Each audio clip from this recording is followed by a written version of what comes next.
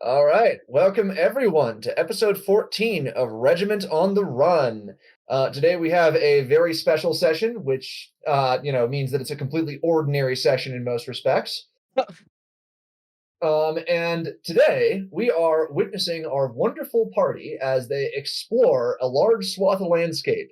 Because, as it turns out, the desert has been awful. Not in the sense that it has, killed a bunch of people or caused a whole bunch of logistical strain. It's mostly that everyone hates being there because of all the damn inconveniences. Do you have any idea how many times they've been ambushed by random stupid problems? More than 5 times. Bert's got sand in his beard. It's true. Zan has sand in his feathers, and it's everywhere. Chafes like crazy. It's awful. It's just the worst. But in any case, today we are witnessing our wonderful party as they make their way out of the goddamned desert. Because previously they did a bunch of shopping at a bazaar. They did a couple of side quests with a special NPC companion. They met some very angry adventurers who were trying to get the big Goron sword. And they have gone through all of that and gotten a new recruit, Arnold, for the CRT. He is a were-raptor, Yay. and he is still getting integrated. He does not have a proper CRT sheet yet, which, yes, we do go by classical RPG rules. When they join your party, they get a lot weaker. He mostly gets weaker because he's being hazed constantly and can't focus. Yeah. Exactly. Bubbles is just following him everywhere, telling him he's doing it wrong. That's because he is doing it wrong. I know. Part of the Okay. hazing ritual is having to withstand bubbles. So, with all of that, you guys have discovered that there is, in fact, a route that you guys can take that will lead you north and up out of the desert, and it will, thankfully, get you on the road and get you building the road and allow you to go a hell of a lot further than you have gone thus far. It's time to finally be out of the fucking desert.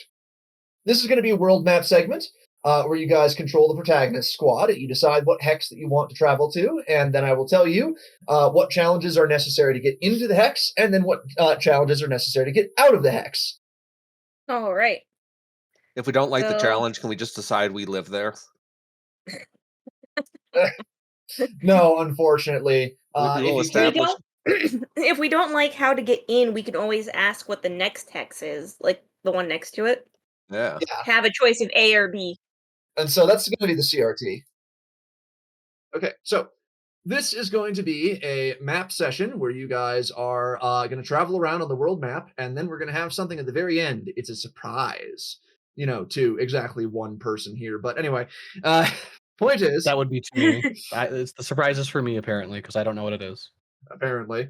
Anywho, so we have our wonderful protagonist squad, and they are figuring out where they want to go. So the path is generally to the northeast, and you can decide where you want to go. This is going to be the first cell, so you can decide for yourself which one you prefer.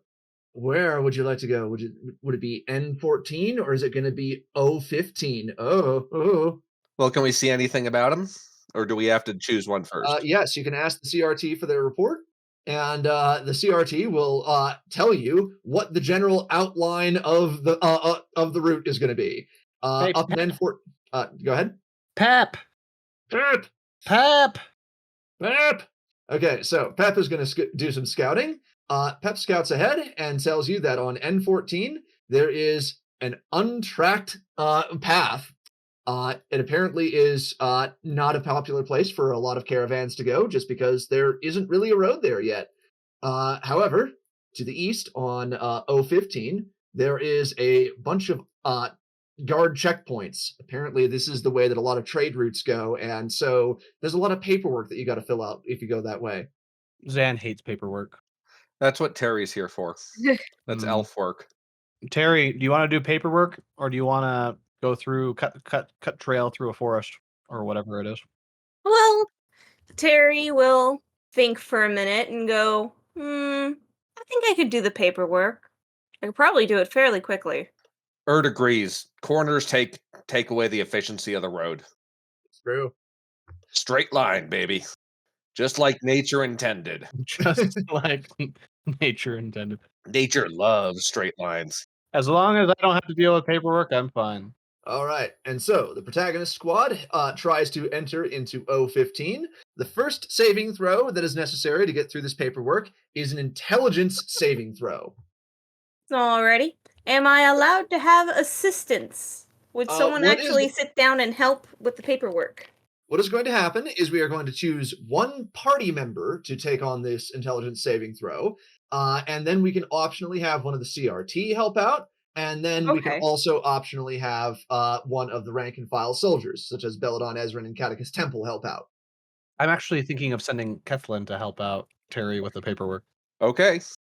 So my intelligence is a saving throw is a +1. Who has the highest intelligence saving throw? Because it sounds like one roll for the whole party. Ert would.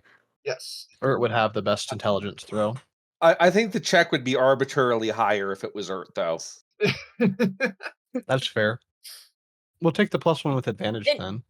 But it's for the entire crew. It's not just Ert. But it's Ert doing it is the thing. Yeah. You cannot have Ert making intelligence checks and expect to be happy with the result. Is that how it's going to work out numbers? Is that if Ert rolls, he's the one going through the paperwork, or is he just rolling for the party in general? I will say that we can fluff it in different ways, and one of the ways that we can fluff it is just Terry sneaking a bunch of tedious bullshit paperwork onto Ert's workload when he's in the middle of something else. Ert just absent-mindedly doing it, and then Terry taking the completed paperwork away from him.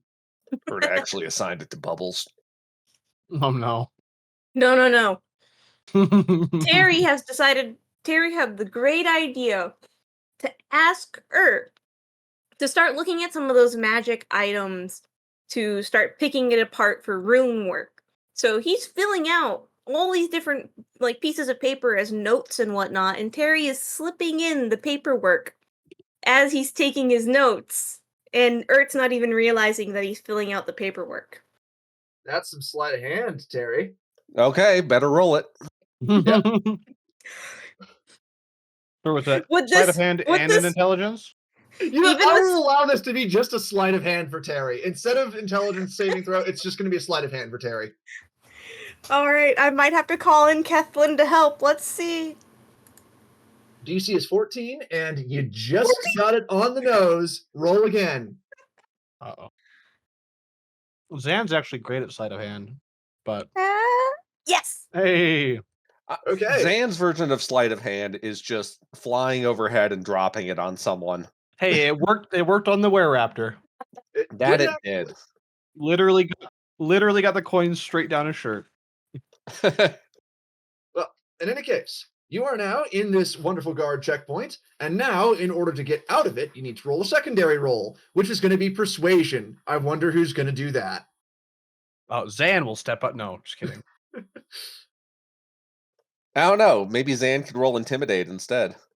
It's still a -1 for whatever reason because D&D thinks that intimidate should be a Yes. charisma check instead of anything else. Literally anything else other than charisma for intimidate, please. Anyway. Well, all the paperwork has already been filled out. And Ert Terry rolls up and double-checked calls them. him a bunch of... What race So are why they? is Ert doing the persuasion check instead of Terry? No one stopped him. Okay, and because I'm going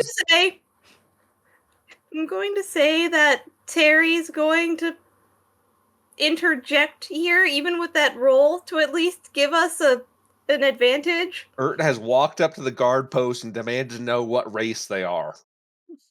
on What that, I am are going to you? cut the camera away from Ert because now we fall on the other people in the party. So, now you must choose one of the CRT or Kethlin in order to help you out. In order to help Ert out? Yeah, Kethlin, what's your roll for persuasion? Kethlin's roll for persuasion, her charisma actually isn't all that high. She's a witch, I gotta check. not a sorcerer. Not a warlock? Oh. I gotta check my. I don't remember if any of them have good charisma. Well, actually, she does have +4 for persuasion. What's Toad's charisma? Toad does not have many class skills at all yet, but yeah, that's because he's still growing. He's still a growing boy. Pep gets a +4. Kethlin also gets a +4. Terry, it's a +10, but Terry apparently is not allowed. Yeah, because Ert put his foot in Terry's mouth. It was very disgusting. Everyone is uncomfortable. Pep is the one to go, or Sethlin, one of the two. Okay, let's have Pep go then. Am I pushing that button then? Yes. Persuasion. I rolled. And this is a success. The DC is 13. So you have gotten past the guards. And strangely enough, despite Ert, everything went reasonably smoothly. I just imagine Kethlin running up. Or wait, is it Pep or Kethlin? Pep. Pep running up and being, oh, yeah, sorry. He's brain damaged. Pep would definitely say that. It's just, I'm really sorry. Just one too many rocks fell on his head. He's wearing one of those circuits of intellect, but it's cursed. Oh, God. In any case, Zara gets back from a scouting report, and her report is that up to the northeast, there is an overgrown path. That one probably isn't going to be too difficult, but she doesn't recommend going to straight to the east because that one has some opportunistic businesses, and she suspects that Zan is going to kill them. Zan concurs with this analysis and recommends the overgrown path. But what did the other two say? What's our other option? Overgrown The one path, that's closer, the one that's towards the castle, N18. N8. We're not adjacent there yet. Yeah, we're not adjacent there yet. You're just here. Oh. So we want to deal with a radioactive weasel or an explosive frog demon. It's your emotional support uranium from yesterday. It transformed into a weasel. Or just pointing at the glowing weasel. No, tiny weasel, don't go into the uranium storage. Zan, well, so if Ert's voting there with Zan, Zan will lead the CRT to clear a path. Is there actually a weasel there, or was that just for the sake It's of just having for the sake of a token. Okay. I just want you to imagine the entire time you're doing real work, Erd is trying to trace down this elusive, green glowing creature. And he has no idea it's actually a phase weasel. Oh boy. In any case, you guys, No, the first phase roll in order to ferret. make, the first roll to make in order to get to do the overgrown path is a nature roll, DC 12. Nature. Mm-hmm. And Okay. that is wisdom based, I believe. So Zan might not be bad at that. Mine's a +2. It's actually intellect based. I have a +0 to nature. I have my survival is +4, but my nature is +0. I would allow you to use survival in this case. What was you had +2 on yours, Terry? +2 to nature. Okay. Does anyone have better than a +4 on either survival or nature? Erd's gonna roll to find the weasel. Fuck you, man. Give me my weasel. Okay, holy shit. Ert has managed to track down the weasel. Is the weasel on the correct path through, or does Zan have to make a roll that's actually useful? Well, the next roll is going to be strength. It is a strength saving throw, and the DC is 15. Oh, Ert's making this roll? Anyone who wants to make the roll in order to catch the weasel. Oh, I have a good strength because I have the gauntlets of ogre strength. Don't eat it. Don't eat it. I might Don't. actually eat it. I probably will. He's Saving totally throw, gonna right? eat it. Saving Everyone throw? knows he's gonna Yes. eat it. It is a saving throw. Okay, so Zan has That's a 3. has unfortunately failed, which means that you may now call on one of the CRT. York has a +8. York! And Zara has a +7. How is York stronger than Zara? Because York He works out. Yeah, Zara's more of a, even though Zara's a bugbear. Well, no, Zara is a bugbear. The long limbs are more for dexterity and less for strength. Well, in any case, it is York time. York rolls with +8. Go ahead and roll me that. I push the button. Okay, so the weasel just flies out of Zan's grip directly into York's face. And he's screaming and writhing on the ground, going, ah! York! Okay, enough Weird Al references. York, don't hurt the pelt. It'll make real nice. It'll make real nice shoes when we're done with it. Okay, and as a plus side, the magical talking weasel is, is bargaining for its life. It knows a few things about the general area. It's a talking weasel. Apparently, Okay. radioactive enough. Or just looks at Zan. I forget. Are you allowed to eat shit if it talks? Zan looks over to Terry, looks back to Urt. No. Up in Does that include if M15. I cast talk to animals on you? No. Hmm. All right, so what's M15? N15 has some lonely locals. They are people who will invite you to stay and they'll make you very comfortable, but they don't want you to leave. Zan hates this. Mm. Move one of those two icons up so the text isn't overlapping. There we go. Same with the Lonely chipmunk. zealous guardsman. So the so Zealous Guardsmen. Zealous Guardsmen are all around this wonderful little castle town here. And they are on the lookout for ne'er-do-wells, and they will need to be impressed by you in order to let you through. So the lonely locals, you will have to get a handle on them. That's an insight check. The zealous guardsmen, you have to impress them. That's an intimidate check. And then over to N18 is a territorial creature, and you have to sneak up on its den. That is going to be a stealth check. Mm. I'm really good at stealth, but also I kind of want to. We're going for that bridge, right? L18. Like, what's our end game here? That is up to you to decide. Yeah, I'm asking Becky and Shaggy here. What do we? Urt is looking at the overall map and he sees the river and he's like, I could totally dam that. I was kind of curious of going to the castle first, just to see The castle. if there's any opportunities. Okay. Yep.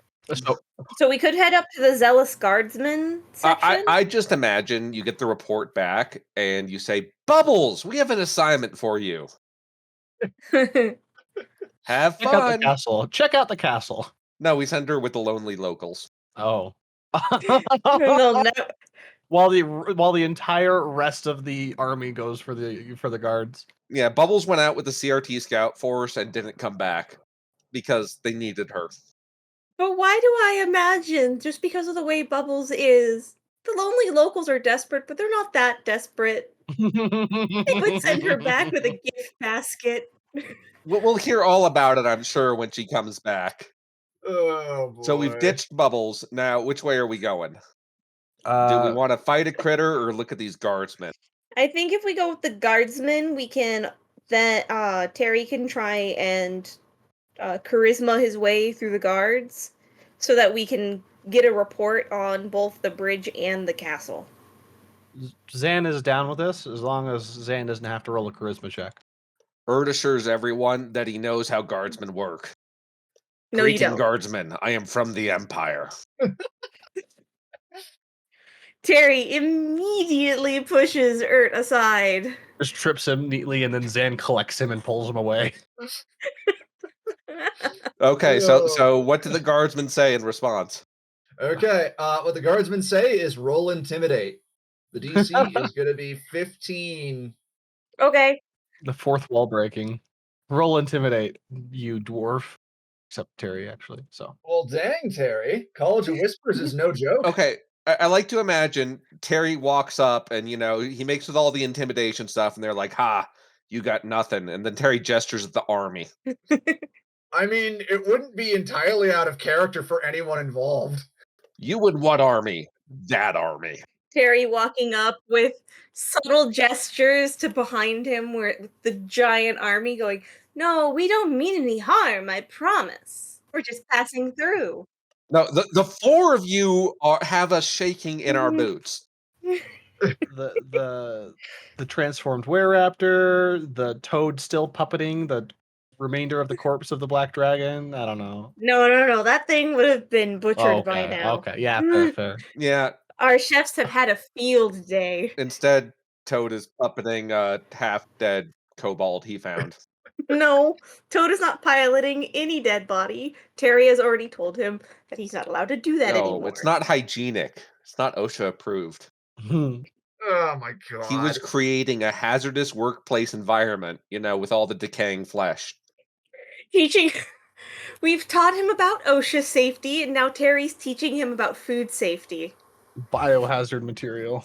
So he could just be an inspector of, like, generally everything. I've decided that the common troop name for Terry and Toad is the Department of Elfin Safety. Yeah. I approve. You know what? Fair enough. So how do we leave this? So we have these 4 terrified guardsmen. It's true. One of them's named Twitch. Terry will ask him very politely if they are the guards for that castle in the distance. They insist that they are. They're here to keep the roads safe and keep ne'er-do-wells away from their business and whatnot. Because, after all, there can be shady characters out there. Of course. The way they're emphasizing this is very shady. Who lives in the castle?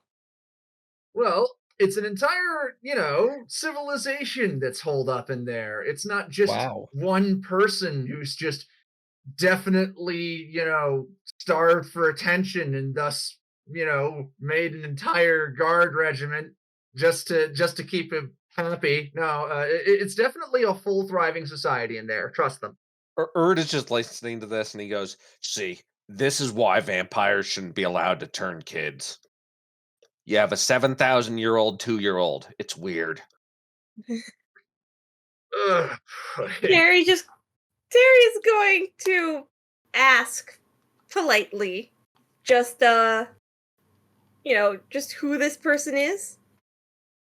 Well, the guards inform you that this person is well known across the continent for being very popular. They're obviously reading out of a little playbook as they say this. Just take the playbook from them. They're holding it in their hands. Zan literally just steals the book out of their hands. Okay. And when they complain, Ert just starts issuing them Imperial gear. Welcome to the regiment. Like, we're just drafting these guys. You know what? I'm going to have you roll another intimidate for this.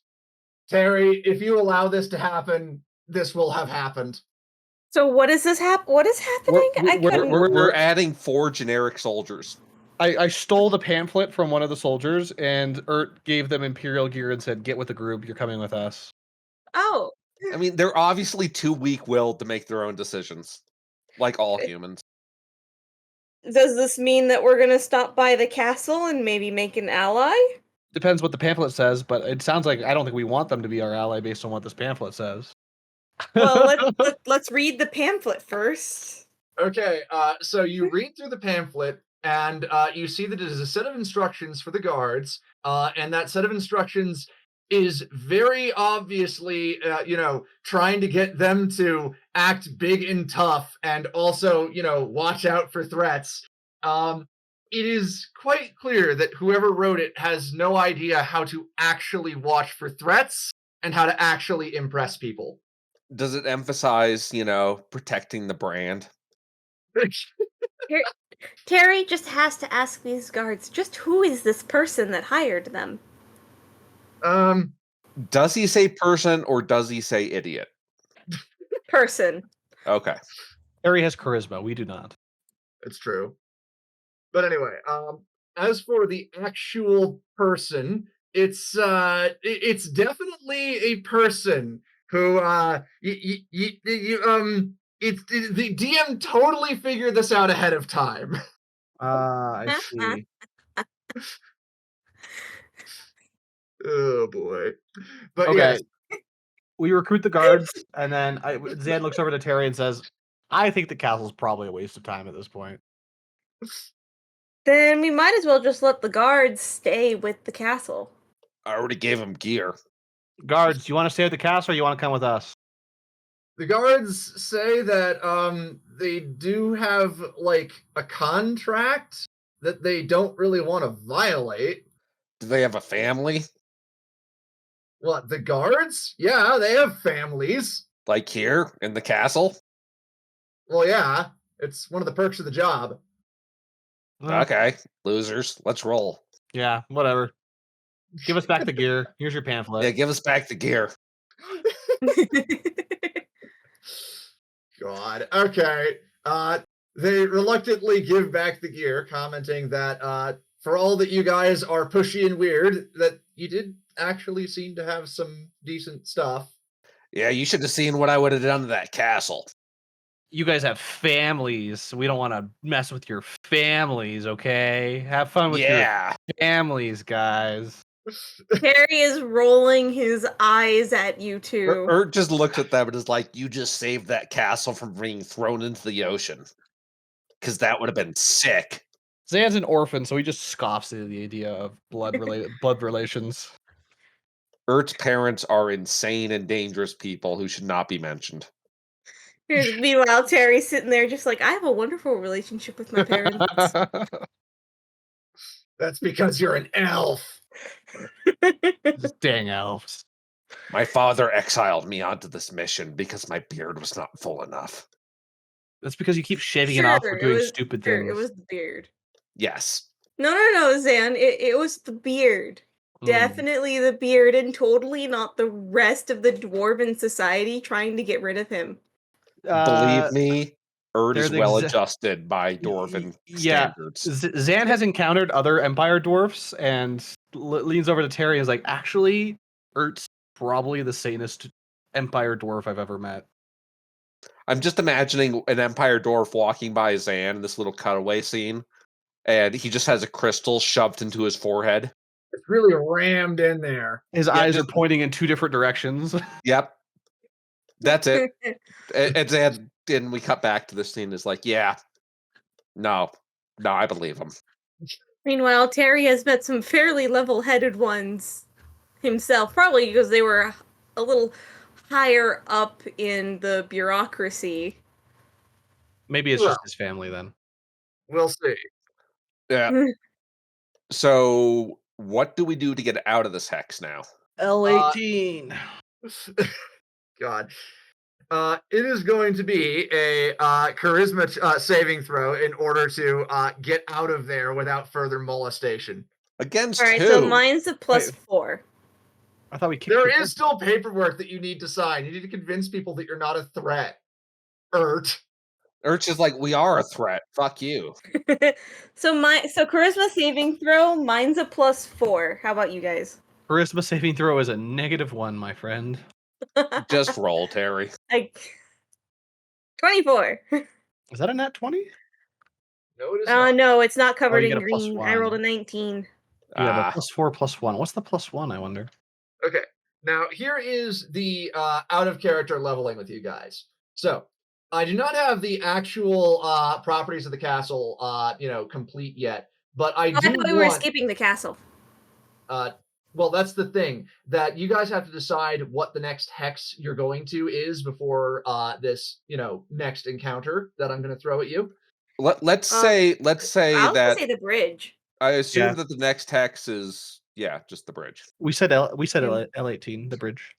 Yeah, I was thinking we were going to go to like 18, 19, 20, and then go to 22 to keep heading east past that little village. Maybe stopping by the village. I'm just imagining. We're trying to we're trying to get over to pretty much the other side of the continent. Not the northeast or northwest, rather. Not the northwest. Our goal is anywhere but there. We want to go east, and there's water in the way, and we don't want to go south because we can all see that dragon from here.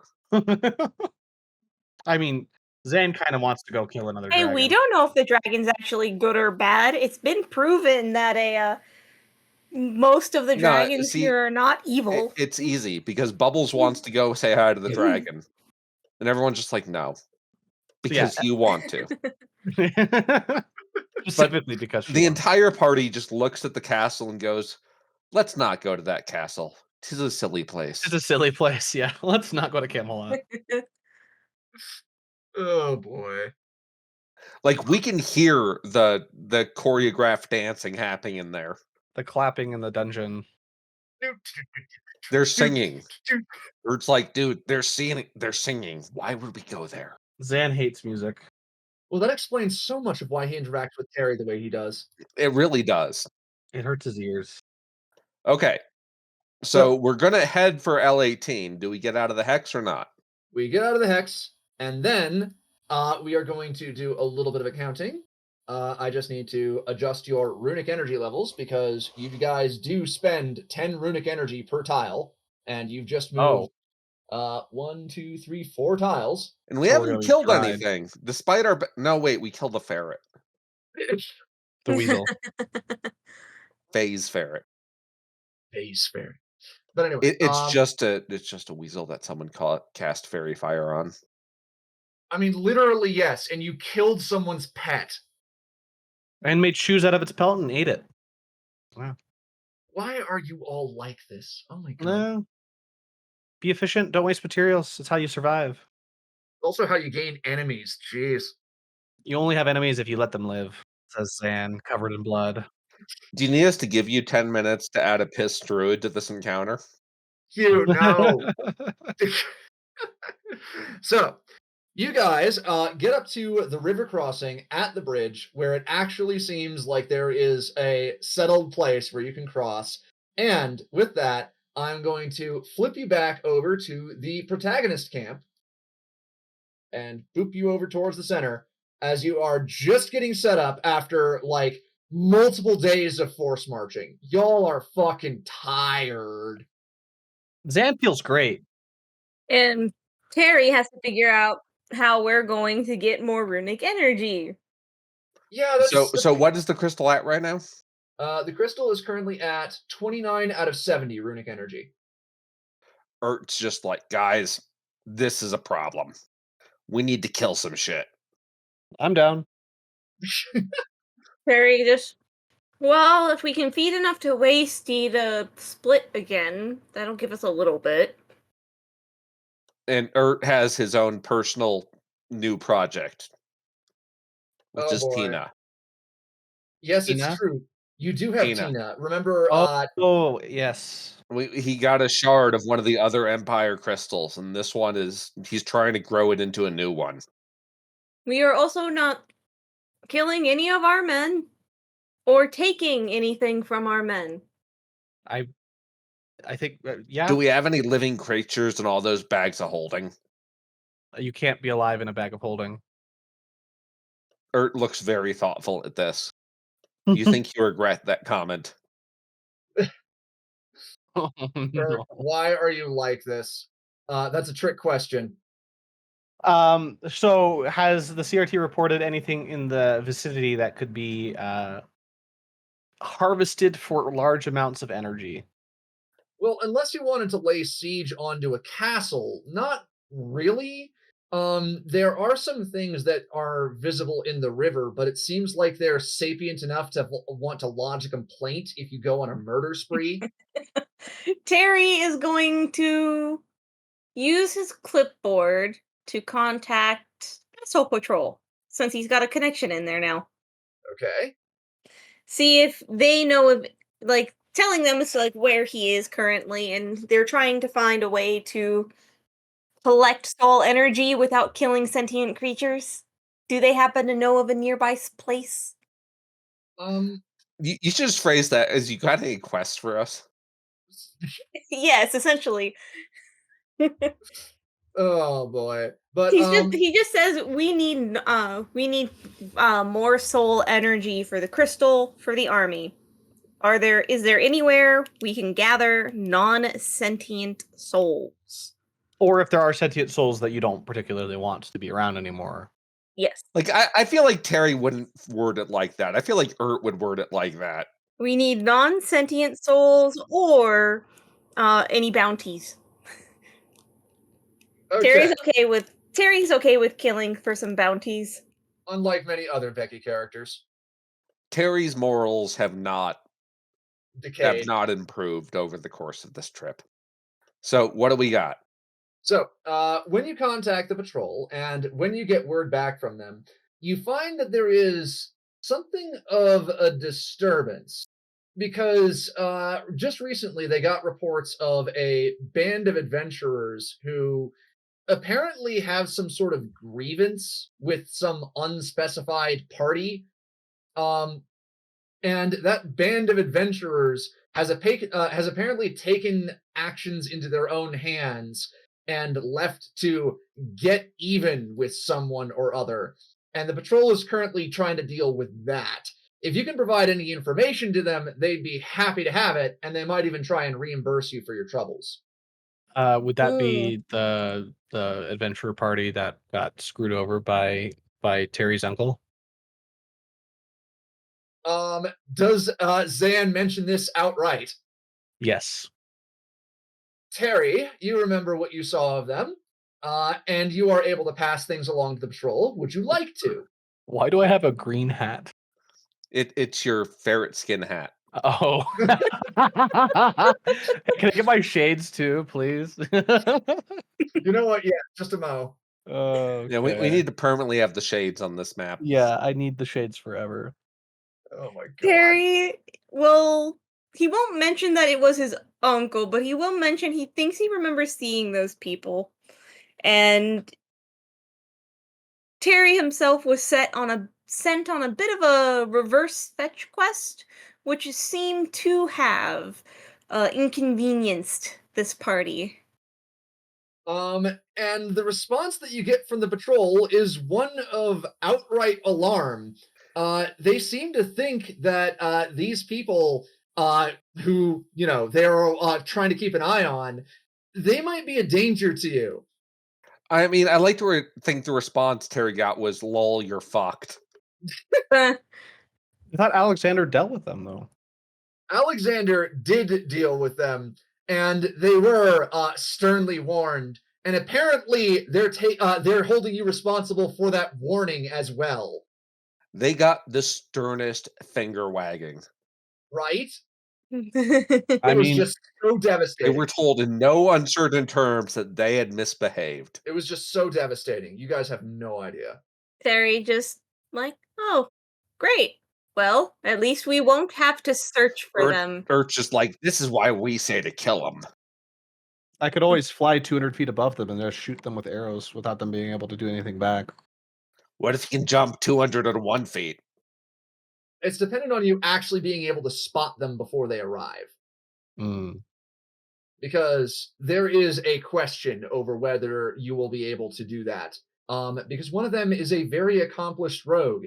The patrol is now writing back, clearly in a bit of a panic, asking you what precautions that you can take. Because now that they're realizing what the hell's going on, they seem to want to help. They seem to want to make sure that you guys don't get wrapped up in this bullshit. Okay. It's a little too late for that, but Too late indeed. But in any case, yeah. what help can they give us? they can give you a brief description of their profiles as according to the patrol and, the capabilities that they have on record. But they can't necessarily tell you when and where things will happen. Ert looks up and is like, is there a reason we aren't putting the camp on alert right now? Terry looks to Ert and he just goes, because you haven't done it yet. Let's put the camp on alert. Ert is just pleased as punch that he has been given this job.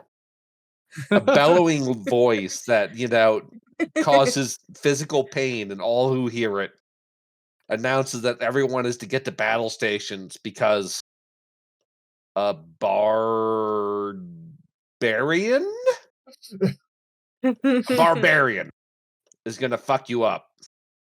It is regrettably true. So, you guys are informed that, yes, it is a rogue and a barbarian who have been having rather a lot of success during the Magipocalypse, and also their assistant, in large sarcastic air quotes, Waffle. A Waffle's still with them. Yes, Waffle is still with them for the moment. Waffle Look, your boss getting arrested and beat to shit is just sort of normal for Waffle.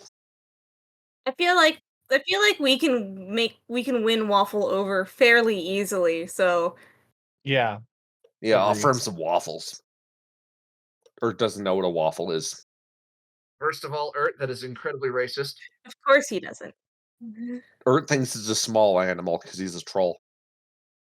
But in any case, so a barbarian and a rogue And the patrol says that usually the strategy is that they're going to come in and do a system of harassment and fucking guerrilla tactics in order to get you weakened and frustrated. And then once you are in a vulnerable state, then the barbarian will step in and strike. Urt touches his rune of loud voicing. He touches it good. Announces, "Oh no, we are weak and in a vulnerable state."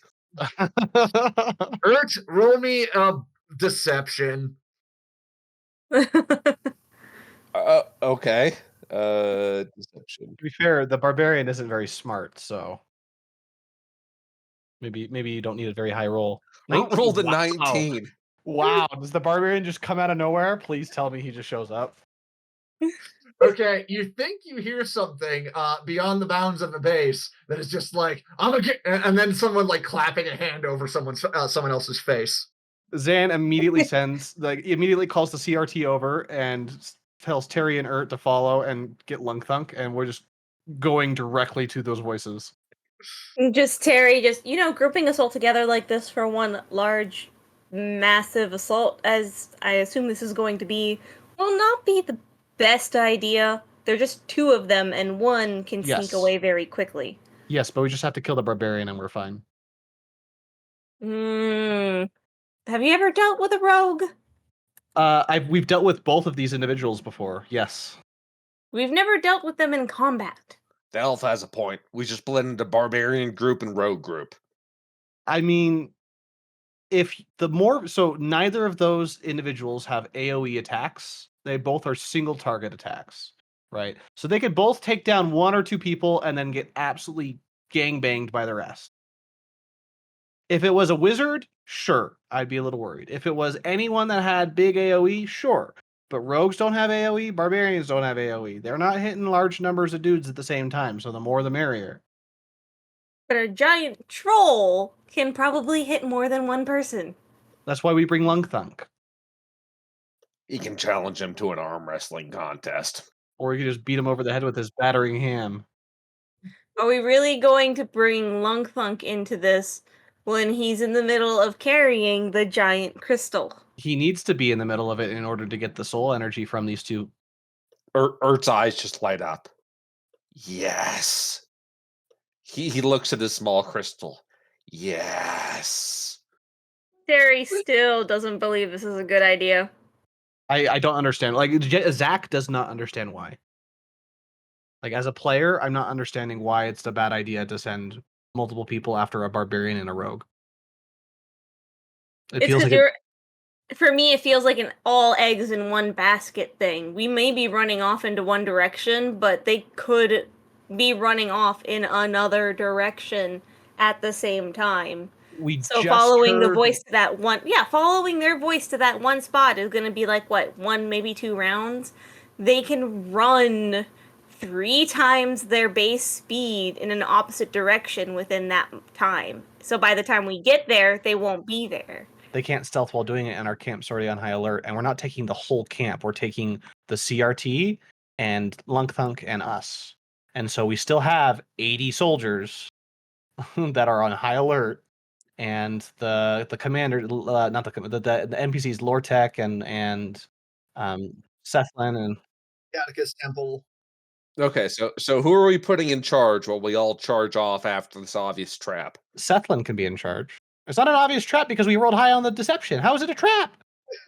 Good point. Wait, I'm so confused right now. How is this a trap? I think we deceived the idiot. I still think bringing everybody all together in one big group is putting all our eggs in one basket, but okay. We're not bringing everyone. We're bringing the people that can do the most damage and leaving the regiment to be on guard in the camp. The exact way to explain this is Zan announces it's time to get the murder squad rolling. Roll out murder squad. Like it's CRT plus Zan, Terry, Urt, and Toad, and then Lung Thunk will be close enough to get Soul Juice, right?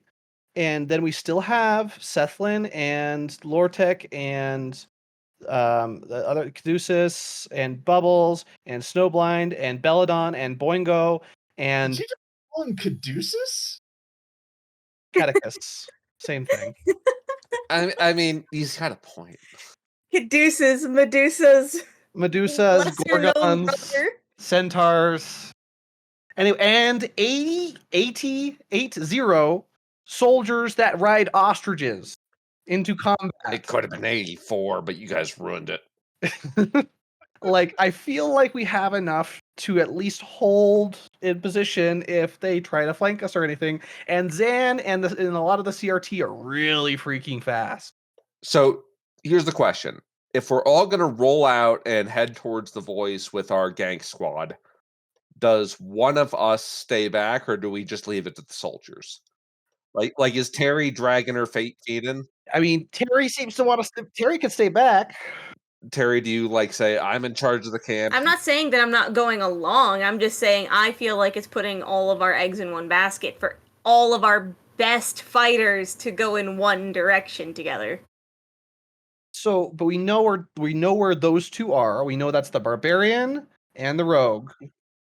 We know approximately due to the direction of the voice. Okay, and so you would rather have our fighters be on the other side of camp where those two voices aren't, instead of it coming in that general direction and being able to move if they move? We're just pulling in all of our fighters into one location. That's the never mind. Whatever, I'm following. I don't know how else to explain it. If there were more than two, I would agree with you that don't bring everyone over there. But there's literally, from what the asshole patrol told us, it's those two plus Waffle, and I'm not really worried about Waffles. Okay, so let's gather up and just start moving with Terry being in the back complaining constantly. Terry would not be complaining. Just really? No, this is me complaining, not Terry. It's out there to complain. I think Terry would be like, this is a terrible idea. Not everything I say reflects upon Terry and vice versa. So, you giant nerd burgers, it is time for you to start moving your character tokens. So I can't bring my hat with me, and I'm disappointed. Oh, yeah, I don't know how to make that yours. It's okay. We'll do it later. Don't worry about it. I'll just make a It's in your Zan head. token for you one day with sunglasses at least. I mean, I Okay. could probably throw it together in Flash, but It's chill. Let's do the thing. Terry and Toad, get out of here. Okay, so they are off to this side of the map. So, Toad, Terry, and Toad. Why did I say Toad twice? Because Toad is the best. Because I was screwing with his head. I blame you for everything, Shoggy. Look, at this point, Toad is the mascot. At this point, Toad is the main character. Like, so since our guards were on high alert, what did they hear that voice, and were they able to point us at the bush where the voice came from? Yes, they are able to hear the voice, and they are able to point you in the direction. It is over a hill in this direction, and you guys are going to run off and try and get to them before anything bad happens. Can Zan fly up into the air so he can see if they start trying to move to either side? So he's going to fly above the hill. He's not going to just run over it. He's going to get a literal bird's eye view so he can see if they start running off. And he might not be able to see the rogue, but he'd definitely be able to see the barbarian. Okay, go ahead and roll me a perception check, Zan. This is where I get a nat 1, guys. You ready? Here we go. If we get a nat 1, then Becky can say I told you so and just rub it in for the rest of the session. Here we go. Perception check. 19. Okay, so you fly up over the hill, and you do, in fact, see the barbarian, who is, quite clearly half submerged in a bush, and he looks a bit surprised and shocked to see you, and he's just like, what? Is there a mouth over, or is there a hand over his mouth? A mouth over his hand. It does not seem so at present. Okay. Zan will draw his bow and say, I see the barb, I don't see the rogue. Anyone who wants to help with the barb, come here. Anyone who's good at searching for sneaky bastards, go search for the sneaky bastard. Well, let's And I'm see. going to shoot him with a Okay. bow. I think I have a +4 in perception. I could probably go looking around for the rogue. So let's get Terry, Toad, and the crew in their spots. Okay. Would Pepsi? Terry Toad. I'd probably have Zara and York come with me with the barbarian, and then Farron and Pep stay at the outskirts of the camp on this side where the barbarian was, but not go all the way over the hill, since we don't see the rogue anymore. Okay. Oh, and Arnold. I always forget Arnold's in my group. Arnold will come with too. Terry, do you want to move? I don't know where I should go.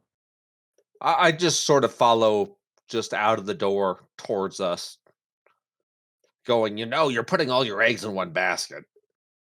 That is a Becky opinion, not a Terry opinion. I think that should be a Terry opinion. I think Terry should be like, guys, you're obviously following for a distraction. Falling for, not following. It is up to Becky what to do. Okay. We are in position, numbers. Okay, and Terry is in position as well. And one more time for me personally. Zach, what do you want the CRT to do?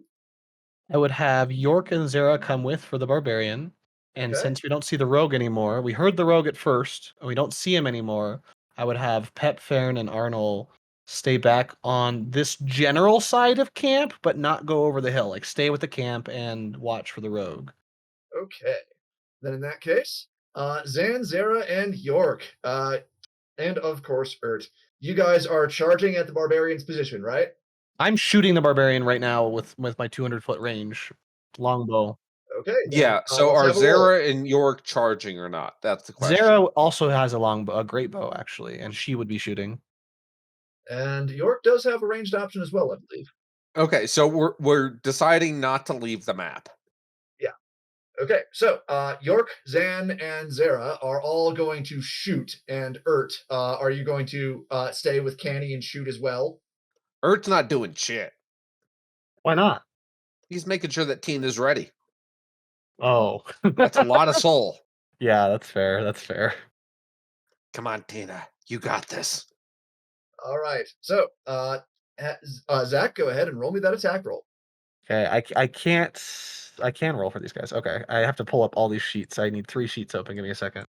Well, I just want you to attack with Zan first. Just 'Cause you Zan. kept saying that Okay. you were doing that. I get 2 actions plus a bonus action. Yeah. Correct? Okay, that's 5 longbow shots. Here we go. Miss. Yeah, not a great roll. 27 to hit, 13 damage. Yep, that's a hit. He's not raging yet, I'd assume. So 13, that's a miss. Yep. 12, great. Zan, what are you doing, Zan? And Rolling, one more. I rolled a 3, a 4, and a 5. Nice. And an 8. Okay, bad rolls. Did the 16 hit? Against a barbarian, that is actually a hit. Oh, cool. He's got a 15 AC. Low. Pretty much. So you land 2 of those shots.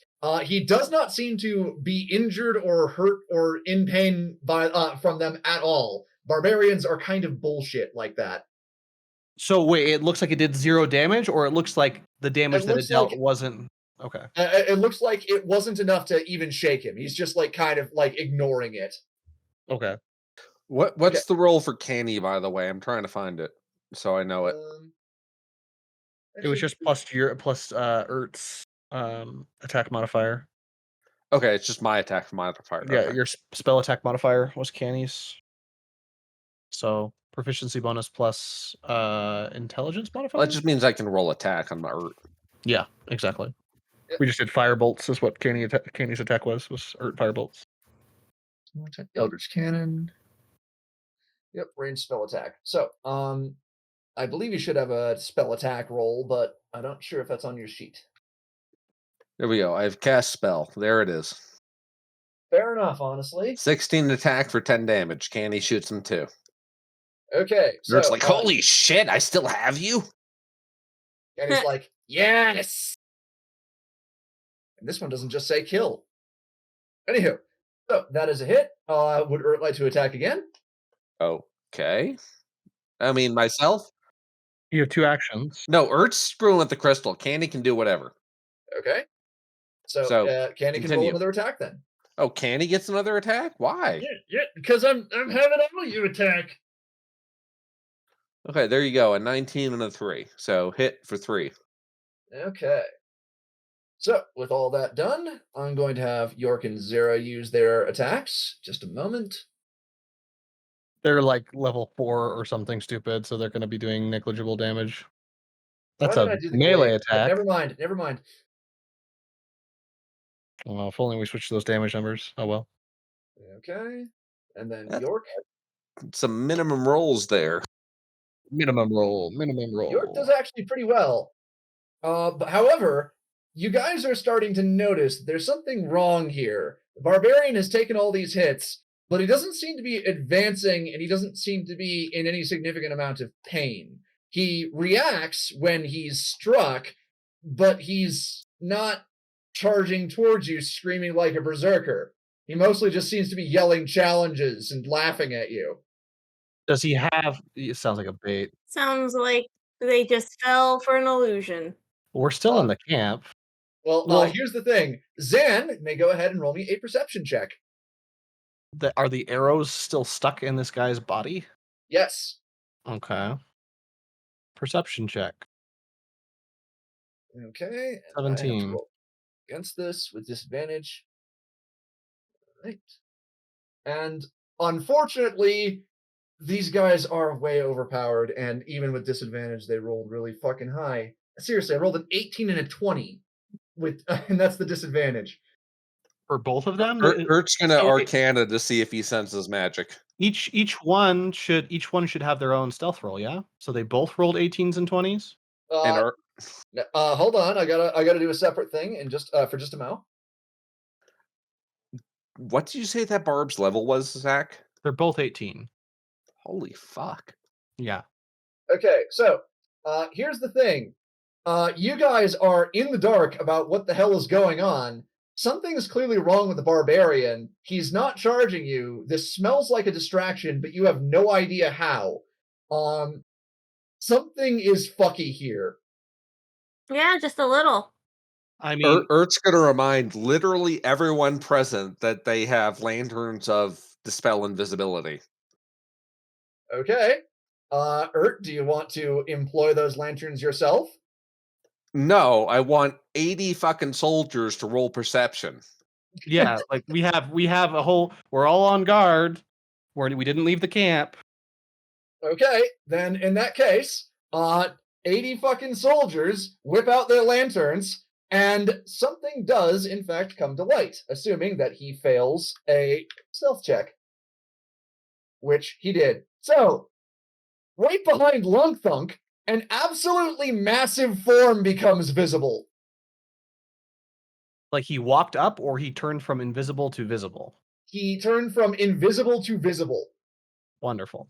Oh wait, don't we have the okay, yeah, the lanterns of sea invisibility. Yeah. Yeah, the okay. lanterns of sea invisibility just caught him out. The reason why he wasn't being detected by you guys was because he had drank a potion of invisibility. Was he this big before, or did he grow big? He grew big. Okay. He big boy. He big He boy. big. So it is now time for you guys to roll an initiative check, if you like. If we don't like, Then bad things are going to happen. Then we can go last. I suppose I'll roll an initiative check then. Fine. Initiative. Take on Terry. And then hit initiative. Oh yeah, I didn't click on the blasted. Do my sunglasses also roll initiative? Fuck you. 17. Also, I might have removed Terry from the turn order without meaning to. Whoops. Okay. Do I need to roll for the CRT, or are you gonna do that? I had a 15. I will roll for the CRT in just a moment. Because Pep is right there, so she will be able to influence this. Pep influences initiative? Well, she is there in order to do something, I mean. Oh, the whole CRT is here. Yes, but she's like literally right there next to Barry. Is she? No. Free step. That looks pretty far from me. Yeah. I I don't don't know. know. Move in action. So what do we got, guys? Okay, so Are we doing moving all of the CRT on Pep? Yeah, we're gonna do all the CRT on Pep, and because Pep had the highest modifier, Pep goes first. Okay, do the generic soldiers get a roll on this? They're gonna go on initiative 0. Okay. Speaking of which, what is your initiative modifier, My Zan? dex modifier is a 5. Okay, so Pep apparently has 1 higher than you. All right, Barry has 17.2. All right, so CRT is up first. Pep, seeing that things are going wrong, she is going to immediately charge in. This might be a bad idea, but she still. Yeah. Go ahead. Yeah, that is a bad idea. You know what? I'm going to give her more intelligence than that. She's going to hang back, and she is going to do some crossbow attacks. Okay. If she ran into does he count as flanked by all those soldiers? You know what? Yeah, he would. He is super flanked. Yeah, like he is surrounded, so we get advantage on everything. Yeah, so that is 13 piercing damage to him. He does not enjoy that. And then she attacks again as her second action. 14 more piercing damage. Ow. So the rogue cast, what is that, major illusion, since the arrows appeared to stick inside instead of minor illusion? Minor Actually, illusion it can wasn't do that. magic at all. It was just a straw dummy that he was puppeting around on ropes. And a 19 perception couldn't tell that it was a dummy? That's Yeah, crazy. these guys are nuts. Okay. He rolled without advantage and he still beat you. Interesting. You know, you're just looking at this perfectly lifelike thing, and the rogue says next to you, "Yeah, it's mostly paper mache." Paper boucher instead of paper mache. Paper roche. Roche. Okay, so Arnold is actually going to charge on in, and he's going to do his best in order to fight some stuff. With no card. Poor Arnold. All right. So that was He's doing his 17, best. 27 damage. So 33 I so like to far. imagine the rest of the CRT there is like, no, Arnold, no. And Baron, for her part, she is going to do a bit of the paladin-y thing. She is going to raise her weapon up, and she is going to bless the weapons of everyone around her. Like, because she's a cleric of Boros. She can do that. I thought she was a paladin. Oh, yeah, paladin. Oh, yeah. She is an ex of Poros, yes. God damn it. Okay. But yeah, she is casting a spell, in order to bless people's weapons. And so everyone is going to get a very small bonus on their attack rolls. As in, she is literally using bless. So it's a plus, it's a D4? Yes, it is a D4. How do we do that in the sheet? You don't. You just roll a D4 afterwards. Understood. Okay, so Farron casts bless. And then let's see if she actually has any ranged attacks. She has a fucking gun. I forgot about that. And they all have runes. That's fair. Runes of Firebolt. Runes of Ray of Fire. Do we upgrade it? Nice. Okay, now it is Zan time. Okay, Zan, you notice this big old barbarian fellow, and he is right next to Lunk Thunk. I could either do 5 longbow attacks, or I could fly in and potentially stun the bastard. But he's got a high con because he's a barbarian, yeah. Yes, he does. So we're just gonna stay back. I'm still in the area, or did I land at some point? You are still in the area, and Like you are flying in the allowed air? to. You are in the air if you want to be. I started the battle in the air trying to find the rogue and the barbarian. Yeah, and you So still haven't found the rogue yet. okay. So I will stay up in the air, and I will shoot at Barry with my bow. All right. 5 attacks because I'm doing the double action plus bonus action. Yep. And they're all advantage. That's dope. Oh, that damage roll isn't dope though. 20 to hit for 6. Okay, 6 damage. 26 to hit for 10. 10 damage. 14 to hit. That's a miss. Yeah. That's a miss, but you have the D4. Oh. Was R slash R 1d4. Flash R Yeah. 1D4. So that's a 17 to hit. Thank Farron for that. Thank Farn.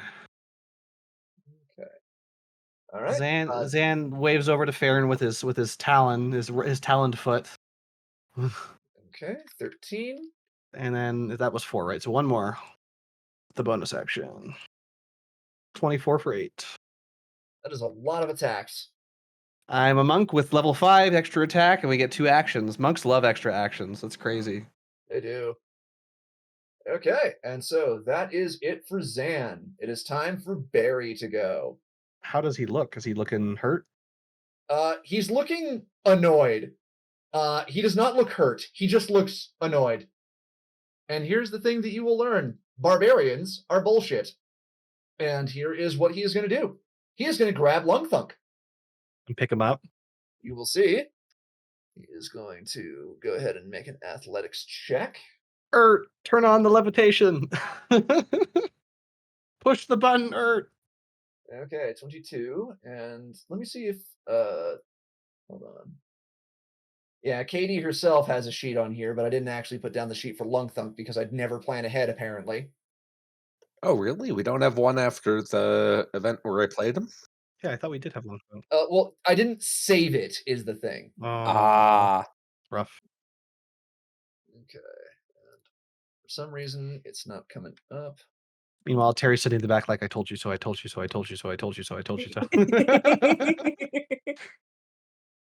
No, Becky's just doing that.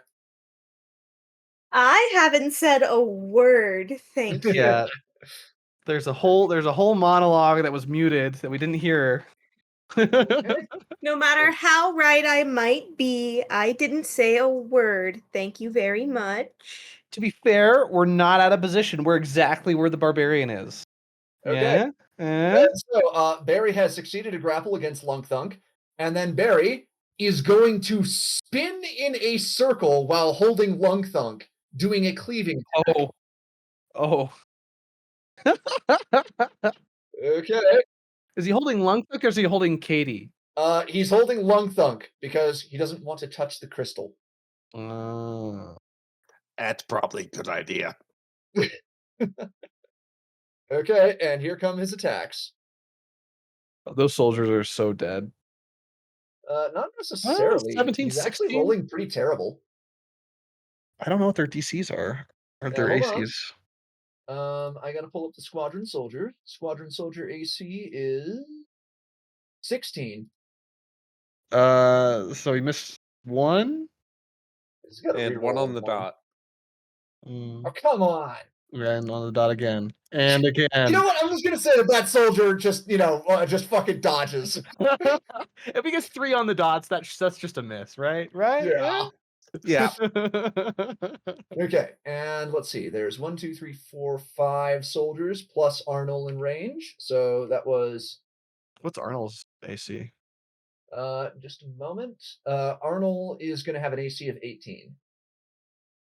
Okay, so 1, 2, 3 soldiers attack so far. So 4. Oh, that soldier's not gonna have a good day. And Arnold is also not having a good day. So with that, yeah, a lot of these soldiers have gotten hits. Arnold has gotten hit, and let's see how much damage this does.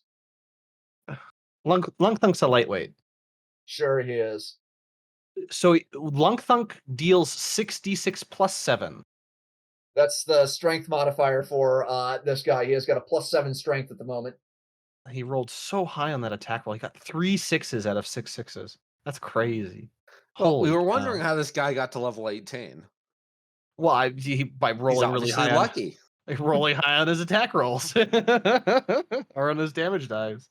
Okay, so here is the situation. A lot of these soldiers have just been knocked out, and they are in the dying state. There's only one of them that has actually managed to survive, and one of them got punted halfway across the fucking map and landed over by the training yard, and he is going to die immediately unless one of you personally tries to save him. One of us personally? It's a shame Bubbles isn't actually there. Sethlin is literally right next to the soldier. Yeah, Sathlin, go get him. I will allow you to assign Sethlin to it, but she might not succeed on her roll. I mean, I don't think. What's a first aid roll? Is It's that a survival? it's a medicine. Medicine? Well, Terry's the one who's going to have the free action to tell a trooper what to do. Who here is good at medicine? I don't think any of us are good at medicine, are we? Not really. I've got a +4 because I have a high wisdom, but that's about it. Actually, she does have proficiency in medicine. She has a total of +4. Becky, Captain your does. NPCs are the best. Your NPCs should just always be with us. Send out your Chansey, Becky. Yeah. Nurse Joy, go. Okay, so that is Barry, and the last thing that he is going to do is he is going to pivot, and he is going to whip Lung Thunk into the air.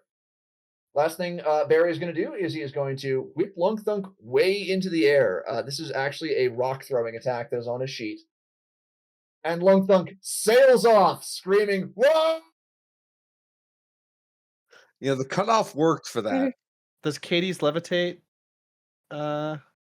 It does not slow down movement laterally at all. Yeah, well, so laterally, sure, but he won't hit the ground. No, but he's going to go super fucking far. Yeah, so he's far, but he doesn't die to fall damage because Katie. Mhm. So that is Barry's first turn, and now he looks to you holding a big old barbarian axe, and he says, "Who's first?" Zan raises his hand. Terry. Or just looks at Terry and is like, "Get him." Yeah, because Terry's gonna go in there. 1v1 me, bro. I'd love to see that. You got this, Terry. Terry ain't gonna do that.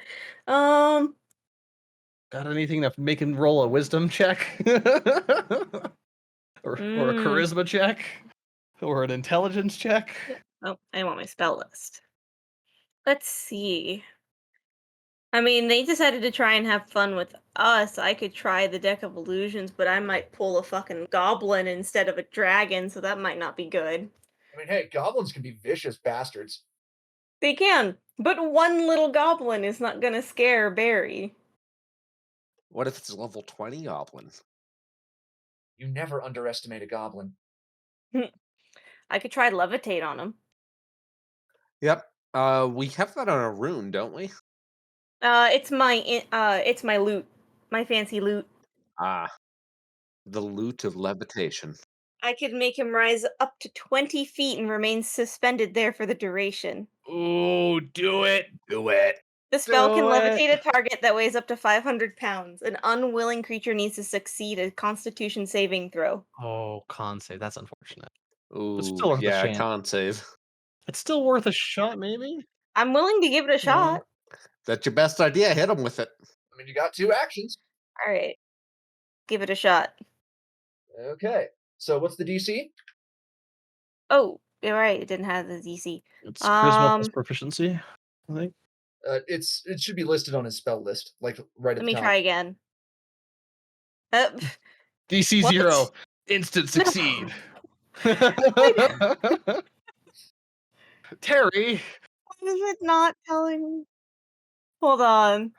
why is it pulling him down to the ground? I thought it was a levitate spell, not a gravity spell. I checked a box for it to show the saving throw, but it's showing the wrong one. Alright, charisma is a 18. And my proficiency bonus is a 3. So that's a +7. So right? Isn't that how that works? I believe the DC is 15 then. Here, hold on, Terry. I'll 8 plus 7, yeah. yeah, 8 plus 7. So, in that case, let's see what he gets. Roll low. Dang it. Damn. He did not roll low. He actually laughs at Terry. What if I used one of my bardic inspirations to lower Barry? Is that how that I works? would allow that. Ah. I mean, after all, he is underestimating you. Let's see. My bardic inspiration was what? A D4? Is it a D8 now, or is it a D6? A D6. D6. I think it's still a D6. Gotta get a 4 or higher on that D6. Does Terry benefit from Farron's aura? The bless?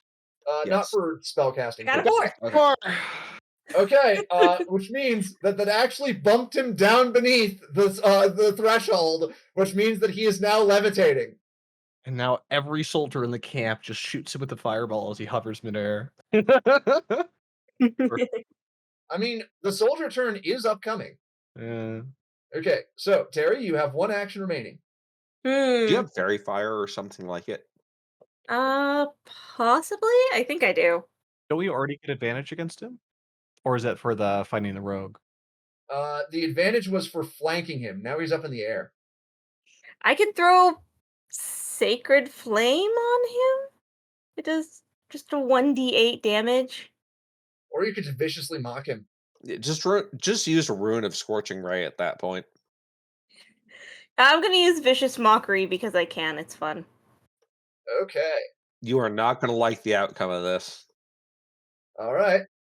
It needs to they need to succeed a Wisdom saving throw.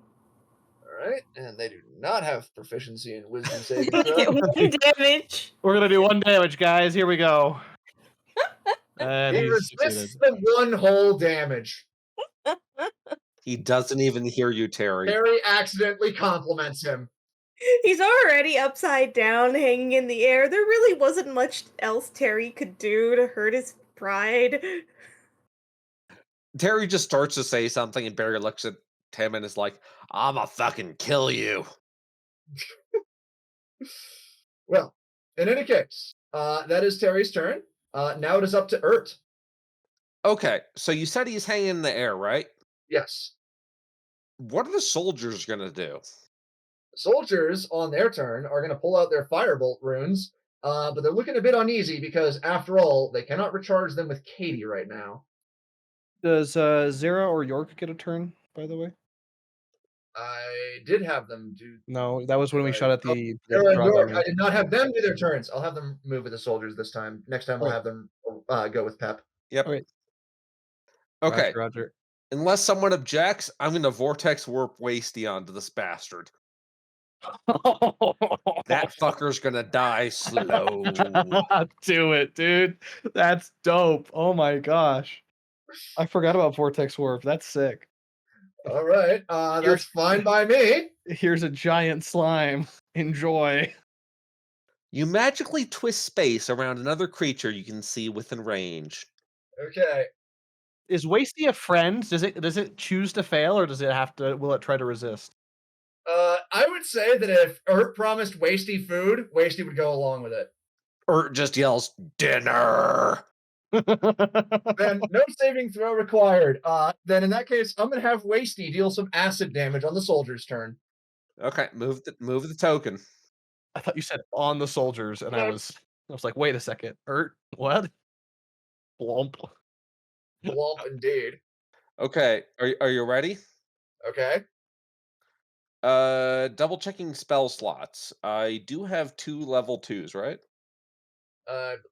Believe so. Yes, max 2. Okay, you ready? Uh-huh. What should I do now, Zan? Oh wait, I thought you were about to say something. I'm not prepared for this. Is it enlarge the slime? Or shrink berry. Enlarge the shrink. That would actually No, shrink berry back to normal size. you could try that, but it's What's the DC? saving throw? Yeah. Make it Con con save. save. Let's just make Wasty bigger. Yeah, let's just make Wasty bigger. Double him. Okay.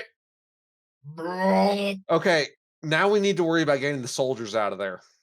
You think about that after Wasty gets big enough to hump the soldiers. Yes, exactly. I'm glad you understand. Well, shit. Okay, and now Candy's gonna hit him for 10. Okay. Cantrips. For a D10. Hopefully a 10. Pew! 1. Doubled. It hits Wasty mostly. Crit, additional 8 damage? Why does it say that? That's crazy. Because it rolls another die. Oh. Ah. Okay. Here's the thing. Canny shoots the little firebolt spell, and it hits Barry. And unlike all the other attacks, this one seems to do actually no damage. Resistant to fire. So, Ert, you may go ahead and roll an arcane check if you like. Our soldiers have bows, right? They do, yes. Actually. The fact that they actually train with them is confusing. Arcana, right? Yep. 21. So Ert's pretty savvy to this. Okay, so this guy does in fact have a magical enchantment on him to protect him from fire. Does that work against acid, douchebag? Does call out the fire resistant or fire immunity to the soldiers so that they don't shoot him with firebolt? Okay, good. I haven't taken my little 5-foot move. So I give 5 foot of yelling at the soldiers, bows! Bows. All right, and now, oops. Actually, I imagine most of the soldiers are just sitting there going, I don't know what to do. He's covered with the slime. Is he fully mean- engulfed, or is anything? Yeah, that's a valid question. Okay, then I have to roll something for Wasty. Just a moment. See if I mean, I'm still gonna shoot arrows at this guy, even if Wasty is getting caught in the crossfire. With you, that's perfectly valid. With them, I'm not so much. Okay. Like, I'm imagining I might have just saved him from an entire round of attacks with that slime. I mean, can the arrows travel through the slime and still hit the guy? I don't know. I'm assuming not. Becky, do you have an opinion on this? Uh, If you have a giant barbarian inside an even gianter slime, can normal level 1 or 2 soldiers shoot arrows at it? uh, that'd be like trying to shoot an arrow into a slime cube. It's just gonna kind of get stuck in the slime. Yeah. I Mm. think the correct command for the soldiers on this is to get the fuck away. Well, that one soldier's freaking dead. Yeah, we'll see about that in just a moment. yeah. For- I Timmy's in mean, trouble. I thought Kethlin was supposed to be heading over there. Oh, not one. No, not that soldier. yeah, which is why I'm getting there. I'm talking about the one in the slime. Okay, The one that's over by the table. Unfortunately, Wasty does not succeed on the grapple check, and Barry is able to splat Wasty onto the ground beneath him, which means that Arnold and the soldiers down there are going to have a bit of a bad time. Oh, Well, sucks to be them. At least everyone can shoot him now. Okay, so with that, Wasty does no damage. That sucks. yeah, hold on. I'm going to allow Wasty to do at least a little bit of acid damage. There was still contact, but I'm getting to things one thing at a time. Okay. So, first things first, the acid damage. I will have Wasty do 9 damage to Barry. All right. And so, after that, I am also going to have Zara and York do their thing before anyone else does their thing, because Zara and York did not move on Pip's turn, and they probably should have. Ooh, nice hit, York. And York is also going to use an action surge just in order to attack again. All right. Does he has advantage, right? Yeah, Wasty's flanking, yeah? Or he would have had advantage because he would have gone before he was up in the air. So, as well, retroactively has flanking for this one in particular. And So, is Wasty big enough to be flanking Barry? Yes. Yes. Okay, so we still have advantage. Cool. Okay, and so that is -8. All right. All right, and so that is York, and now Zara. And of course, Zara is going to activate her rage just because, and then she's going to attack with her orcish hornbow. And Advantage. Oh, right. 1 moment. I gotta change the settings in the sheet. Okay. Nice. Yeah. Is that I with like rage that damage? second roll. I don't like that roll as much. Is that with rage damage, or is rage damage calculated separately? Let me just double check that. Rage +2 to the damage roll. Okay, I don't think that is actually accounted for in this. So she actually does a bit more. Nice. So that's 18 and 9. Yeah, you don't fuck with Zara. How much, or how's Barry looking? Is he looking like injured? Like really He's bad? starting Or to look injured. starting to look injured. Not like downed or anywhere close to going down. He's just like annoyed that he's actually feeling some pain. Okay. So now for the actual soldiers. Kethlin is actually going to run over to the downed soldier and try some medicine. But before she does that, because she is intelligent, she is going to call Snowblind over to assist her. The one intelligent person in the southern half of the camp. Kethlin. I don't remember. And she actually manages to save the soldier's life, but he is, of course, going to be, out of it for a while. Meanwhile, the soldier whose sword he landed on is just like horrified. Yeah. Yeah, a little bit, yeah. I didn't mean to, guys. All right. As for the other soldiers, they are. This one is retreating, and let's see how many people are actually in range of this motherfucker. 1, 2, 3, 4, 5, possibly 6. Do we count that guy down by there by the campfire? Bow. Uh, So, what type of bow do they have?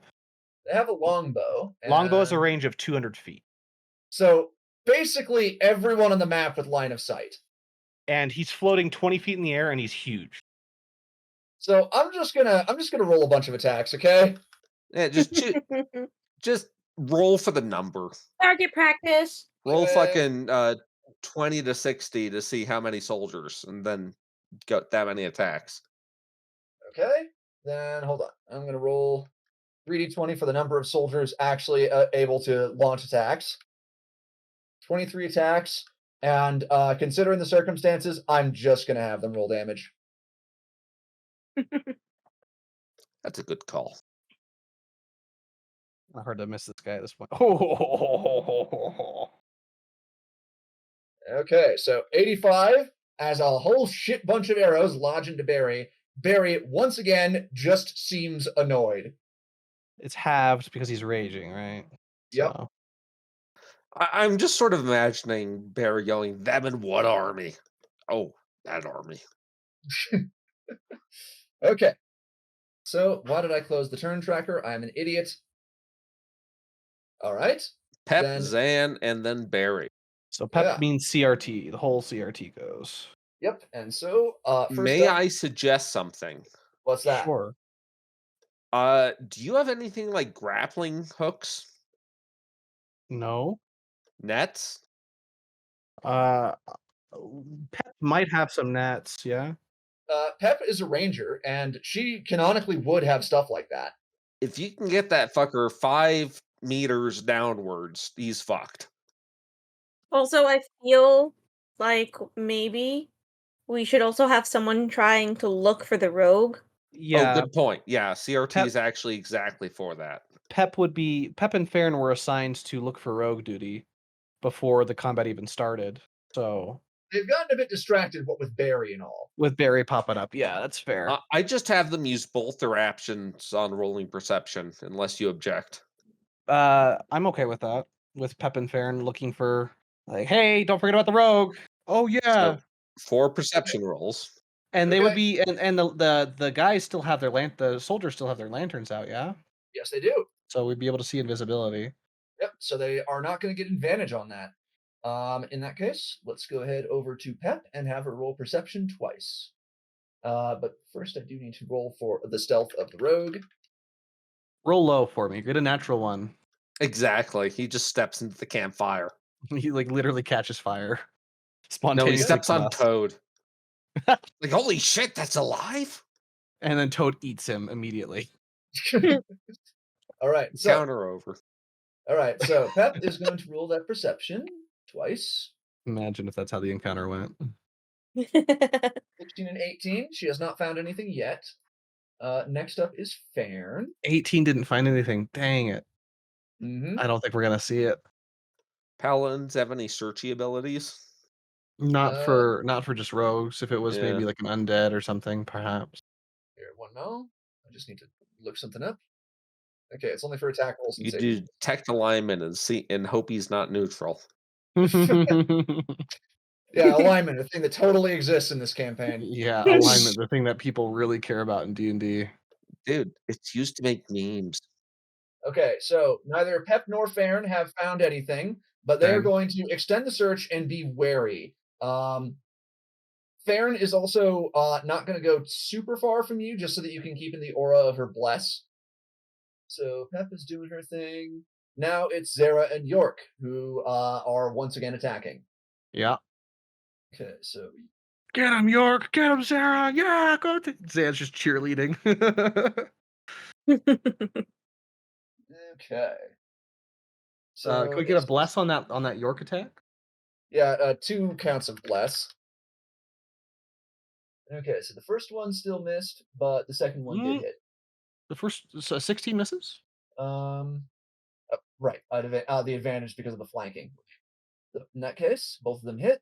And is total of 18 damage. All right, and now it is Zera time. Zera is still raging. Rage against the machine. Oh, Bless is not going to save that first roll, I don't think. Let's see. It did not save the first roll, and so she only does 16 damage. Zera's underperforming with 16 damage. That was one action each, right? No, never mind. They're not level 5. I'm stupid. They're not level 5 yet. Yep, Sorry. Yep. No, I'm sorry. Okay, now it is Zan time. Does Arnold get a turn? Arnold is currently on the ground and does not have a ranged attack roll. Arnold is focusing instead on evacuating the people who might get eaten by Wasty. Thanks, Arnold. What a trooper. I mean, he's trying to be. It's Zan time. Zan time. I still don't see a point in trying to get a stun on a guy with a million Constitution saving throw, and who's already hovering in the air. So I'm just gonna keep shooting at him unless anyone else has a better idea. Okay. I don't think you have any runes I can suggest, so Yeah, I think Zan's better to just get 5 longbow attacks in. I don't think there's much that beats that at this point. yep. 5 longbow attacks again. Here we go. Let's do it. 25 to hit for 7. Low on the Okay. damage numbers here, but oh well. It is what it is, man. Nat 20 for 6 times 2. Okay, so that's 12. And then halved again, so just 6, right? Oh, yeah. 20 for 13. Okay. Get 2 more. I need to subclass into warrior, not warrior, fighter, warrior, and get action surge on top of all of this stuff. Oh yeah. Right? You'd be a god. 23 for 11 on my last attack. Okay. Just imagining Zan walks up to the final boss, just walks up, grabs him by the head, twists it around 360, leaves. That was 37 actions. In 3 seconds. It wasn't even a full turn. Okay, it is now time for Barry's turn and for what he can do. All right, so Barry is going to do something very specific. He is going to use a specific barbarian intimidation bullshit. And so it is going to be a wisdom saving throw from a whole bunch of people within, within 60 feet. So that's going to be basically everyone here. We're gonna get Just feared. roll for the use the same number you used for the bow on the soldiers. Yep. So let's go ahead and. Is this a fear aura? Probably. It is a fear aura. Whiz. Wisdom saving throws. Am I high enough to where that doesn't affect me anymore? I don't think so. I think I need a couple more levels before that's a thing for me. So what's the DC? The DC is 16. Oh, thank fuck. We're level 7, right? Yes. Okay, and All right, you said wisdom saving throw? Yep. Yep. Damn. It was 15 was the save, so I fail. okay. So Ert is the only one who is not afraid out of the regular party. I'll go ahead and roll for the CRT in just a moment. Remind me, what does fear do? It's you can't move towards them. Do you get disadvantage on attacks against them? Let me double check that. While frightened by the spell, creature must make dash action. Oh, that's the spell cause fear. I need the actual thing for fear. Frightened. Frightened creature has disadvantage on ability checks and attack rolls while the source of its fear is within line of sight, and you can't willingly move closer to the source of your fear. Nice. Okay. So it's basically disadvantage and you can't move closer. Yep. This isn't real quick though. This is the fun part. My spell was concentration, right? Yes. So becoming fearful of him, wouldn't that mean I'd lose my concentration and he would fall right into wasting? Into wasty. Oh my god, that's perfect. I mean, if you want that to be the way that it works, I will have that work for you this time. Aha! You're all for that. Ah, it Let's do burns! it. Okay, and in the meantime, I need to roll 23d20 greater than 14. Okay, so there are 9 soldiers who are not afraid. Good job, soldiers. Let's just take all the closest ones and start eating them out until you hit 9. Yeah. And meanwhile, there is exactly one guy who shit his pants. The nat one. Yeah. Oh man, come on. Natural one. He got a natural one. Yeah, it happens. Who And knows? now York. York's Everyone gonna has a make 5% chance to crap their pants, apparently. it's true. York is on the I nose. mean, that describes my daily life. Womp womp. God damn it, Shoggy. Okay, York is afraid. And Zera. Be afraid. Sparta will burn to the ground. I believe Zera has advantage because of her barbarian status, but She's raging. She cannot be feared while she's raging. oh, Would well, that would that 5% be like when the urge to need the bathroom hits when you're in the middle of walking your dogs? Hmm. Okay, This is why they always tell us to go before battles. I'll say that Zera is immune, just to give her a nice thing there. And then Pep. Pep is afraid.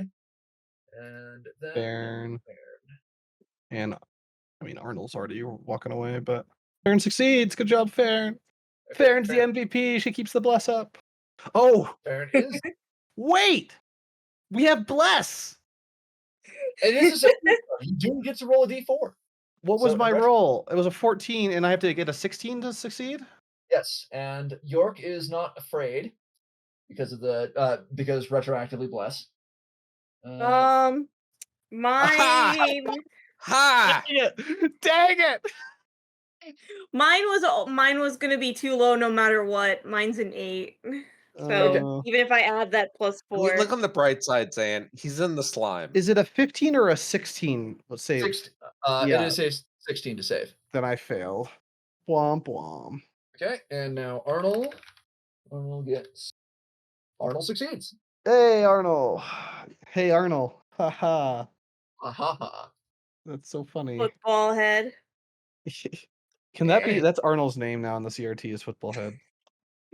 Fucking hell. That's part of the hazing. Exactly. Arnold, just go and grab 2 of those guys and get them out of here. In the meantime, Barry, it is time for Barry, and Barry is going to use his second action now that he is, in the slime and actively dissolving for 17 damage. Jesus Christ. Barry is going to take the opportunity to use Wasty as a thrown weapon. He is not caring about the damage that he might get. He's inside. He can't grab him while he's inside. Yeah, he fell into it. He fell You into can't grab Wasty. something you're inside of and throw it. I don't know. He is level 18. That doesn't matter. Physics doesn't care what level you are. But it does. This is Vigas. Physics might care. So speaking of, hey Zan. Yes. He completely biffs it when trying to hit you. Great. Okay, and let me just double check something about barbarians, how many extra attacks they get and whatnot. Maybe three per action.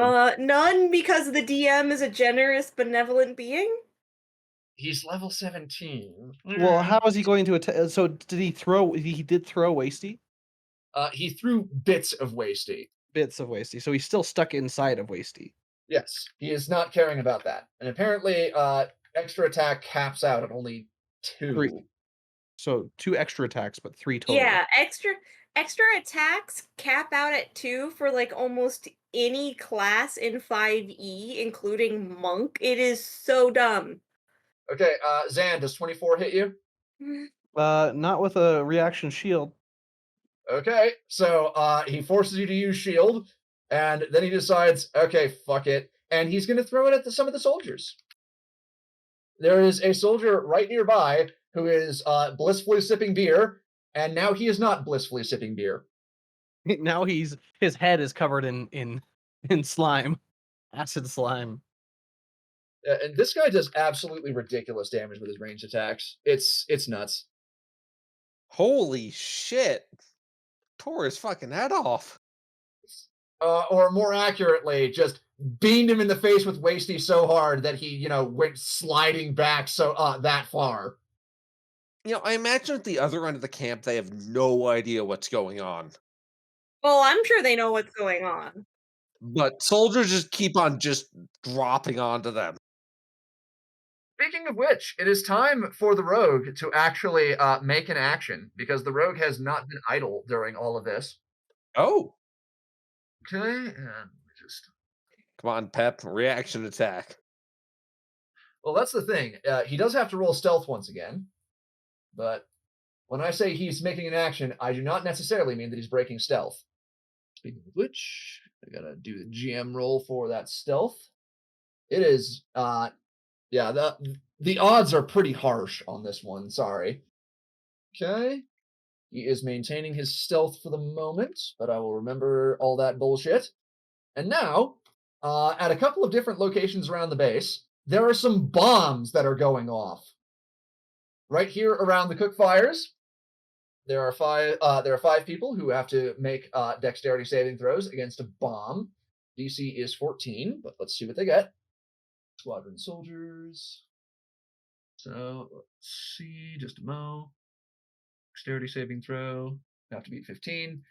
Natural one. Succeed, fail. Fail, succeed. Okay. So I decree that Catechus Temple is one of the people who succeeded and actually managed to get out of the way. And as for the rest, they have taken some damage. And they are actually not downed by this. Even the guys who've, well, there is exactly one guy who got downed, who was the one that got a natural one. However, the cook fire is completely ruined and a lot of people are injured. They messed with the food stores. Terry is unhappy. Zan is also unhappy.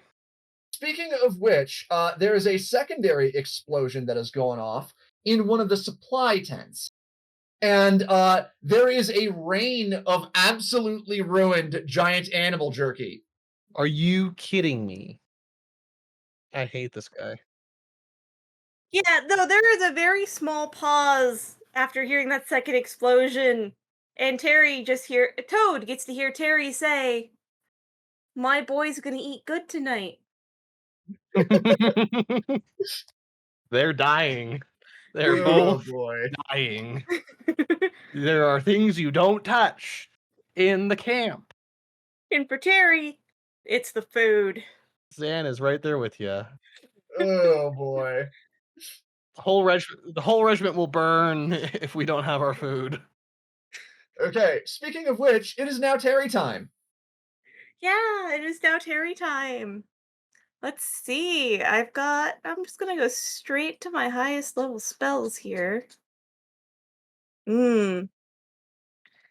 Could I use Toad, him being a fungus? I'm assuming he has some kind of earth sensing, to try and find the general area this rogue is hiding. I would allow you to make a check, but I will not guarantee you success. Would Toad helping me give advantage? Yes. However, remember that you are actually afraid, I believe, unless that Of, did the of only did the, Barry. Of only Barry. only of Barry, but you have disadvantage on attack rolls and skill checks while you are in line of sight of your fear. That's as easy as a 5-foot step behind Farron here, because Farron's behind a tent. You know what? Fair enough, actually. 5-foot step. Hide under the covers. Come along, Toad. 5-foot step. Hi, Dad. All right. So that's a perception with advantage. Yes, with Toad advantage. Toad advantage. 20. Okay, with that, you are able to pick up on the general area. He must not have gone far from the flaming food stockpile, but that's not all that much to go on. That's okay. I just need an approximate area because I have the spell Stinking Cloud and it's a 20-foot radius. Okay, blindly put it down. Sorry, it's a 20-foot cube. So that would be what, 4 squares essentially? Yeah, 4x4 box. Then we can't go too far in any direction. Terry is I not. recommend missing soldiers.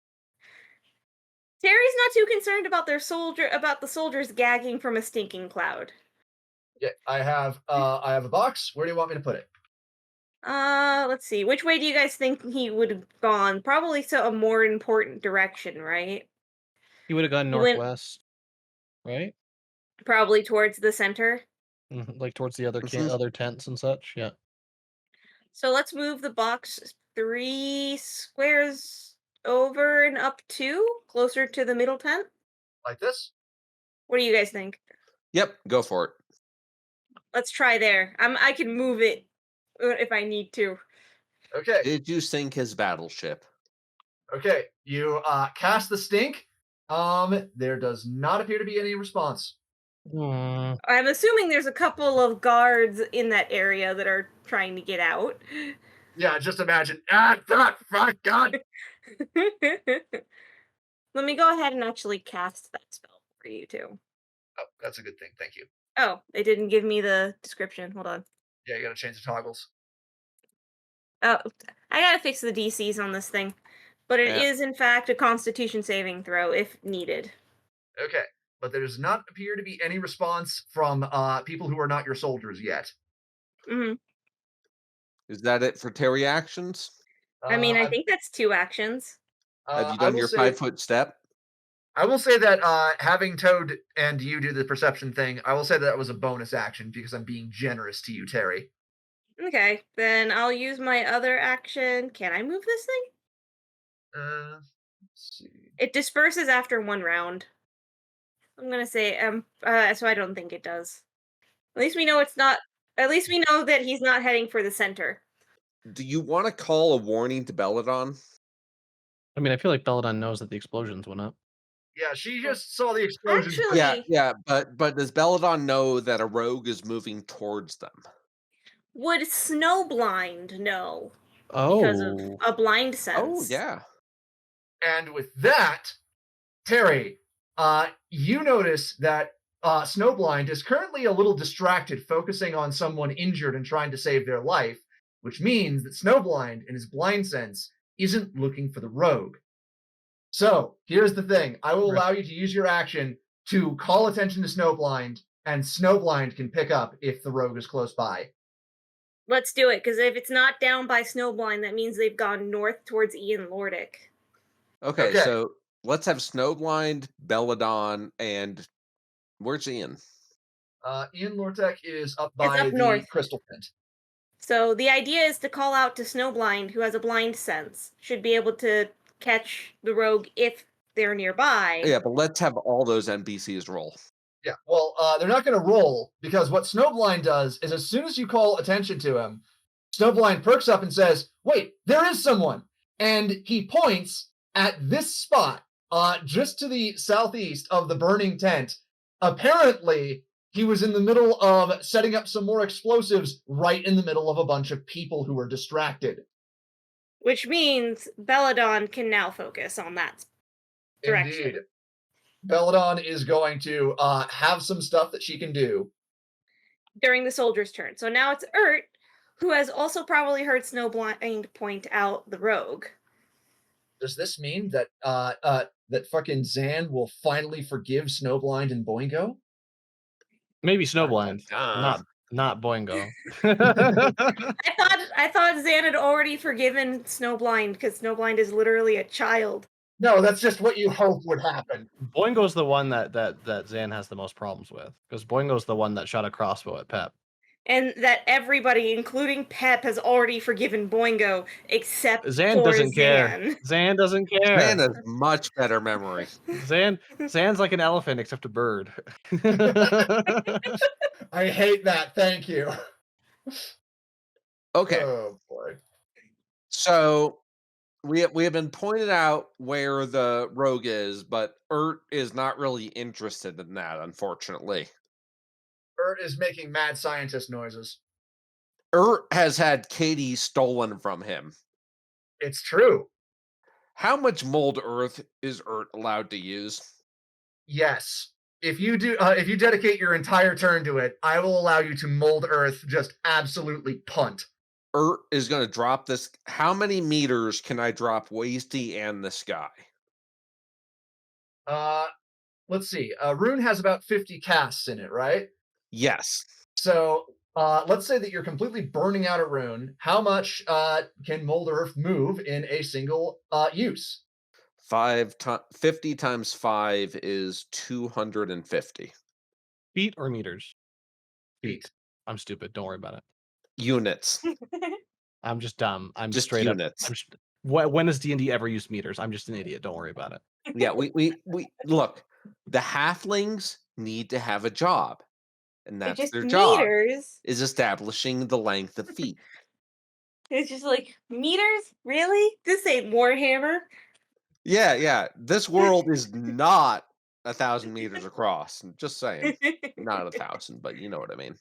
Okay, so with that, Ert, you dedicate your entire turn to sending him down. Is gonna just dig a hole with his entire turn. He's gonna dig a hole, and these two fuckers are going down into it. Okay, so with that, I'm going to have Barry roll an acrobatics check in order to resist this battering fall. He does not roll super well. He's inside Wasty, so like he's gonna have a hard time anyway. Okay. Thank you, Shoggy. And now the damage. Ouch. You suspect that Barry is actually starting to feel some battle damage. Maybe. All right, and Barry from the bottom of the pit says, "Oh, you just fucked up." We did. Okay. All right. So it is now soldier time. The soldiers do not have a direct line of sight on Barry, which means that they are But no they longer.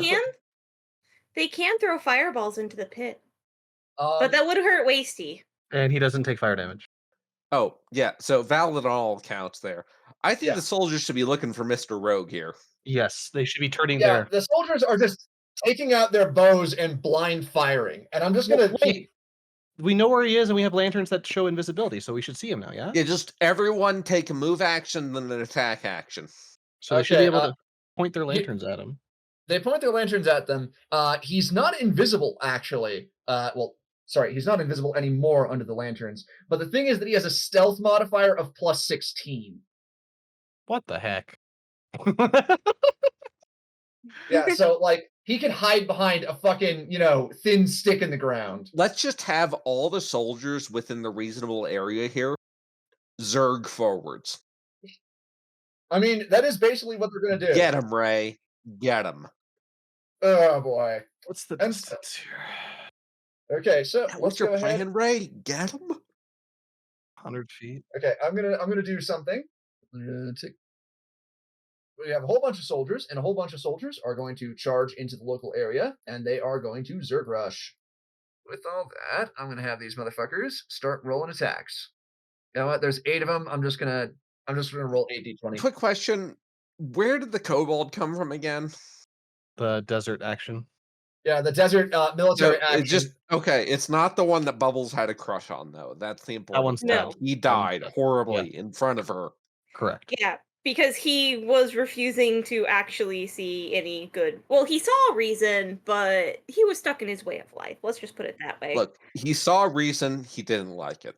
Okay, so I want to point out that of all these soldiers, only one actually managed to land a hit. But we know where he is now. Yeah, and now you can see him. Great.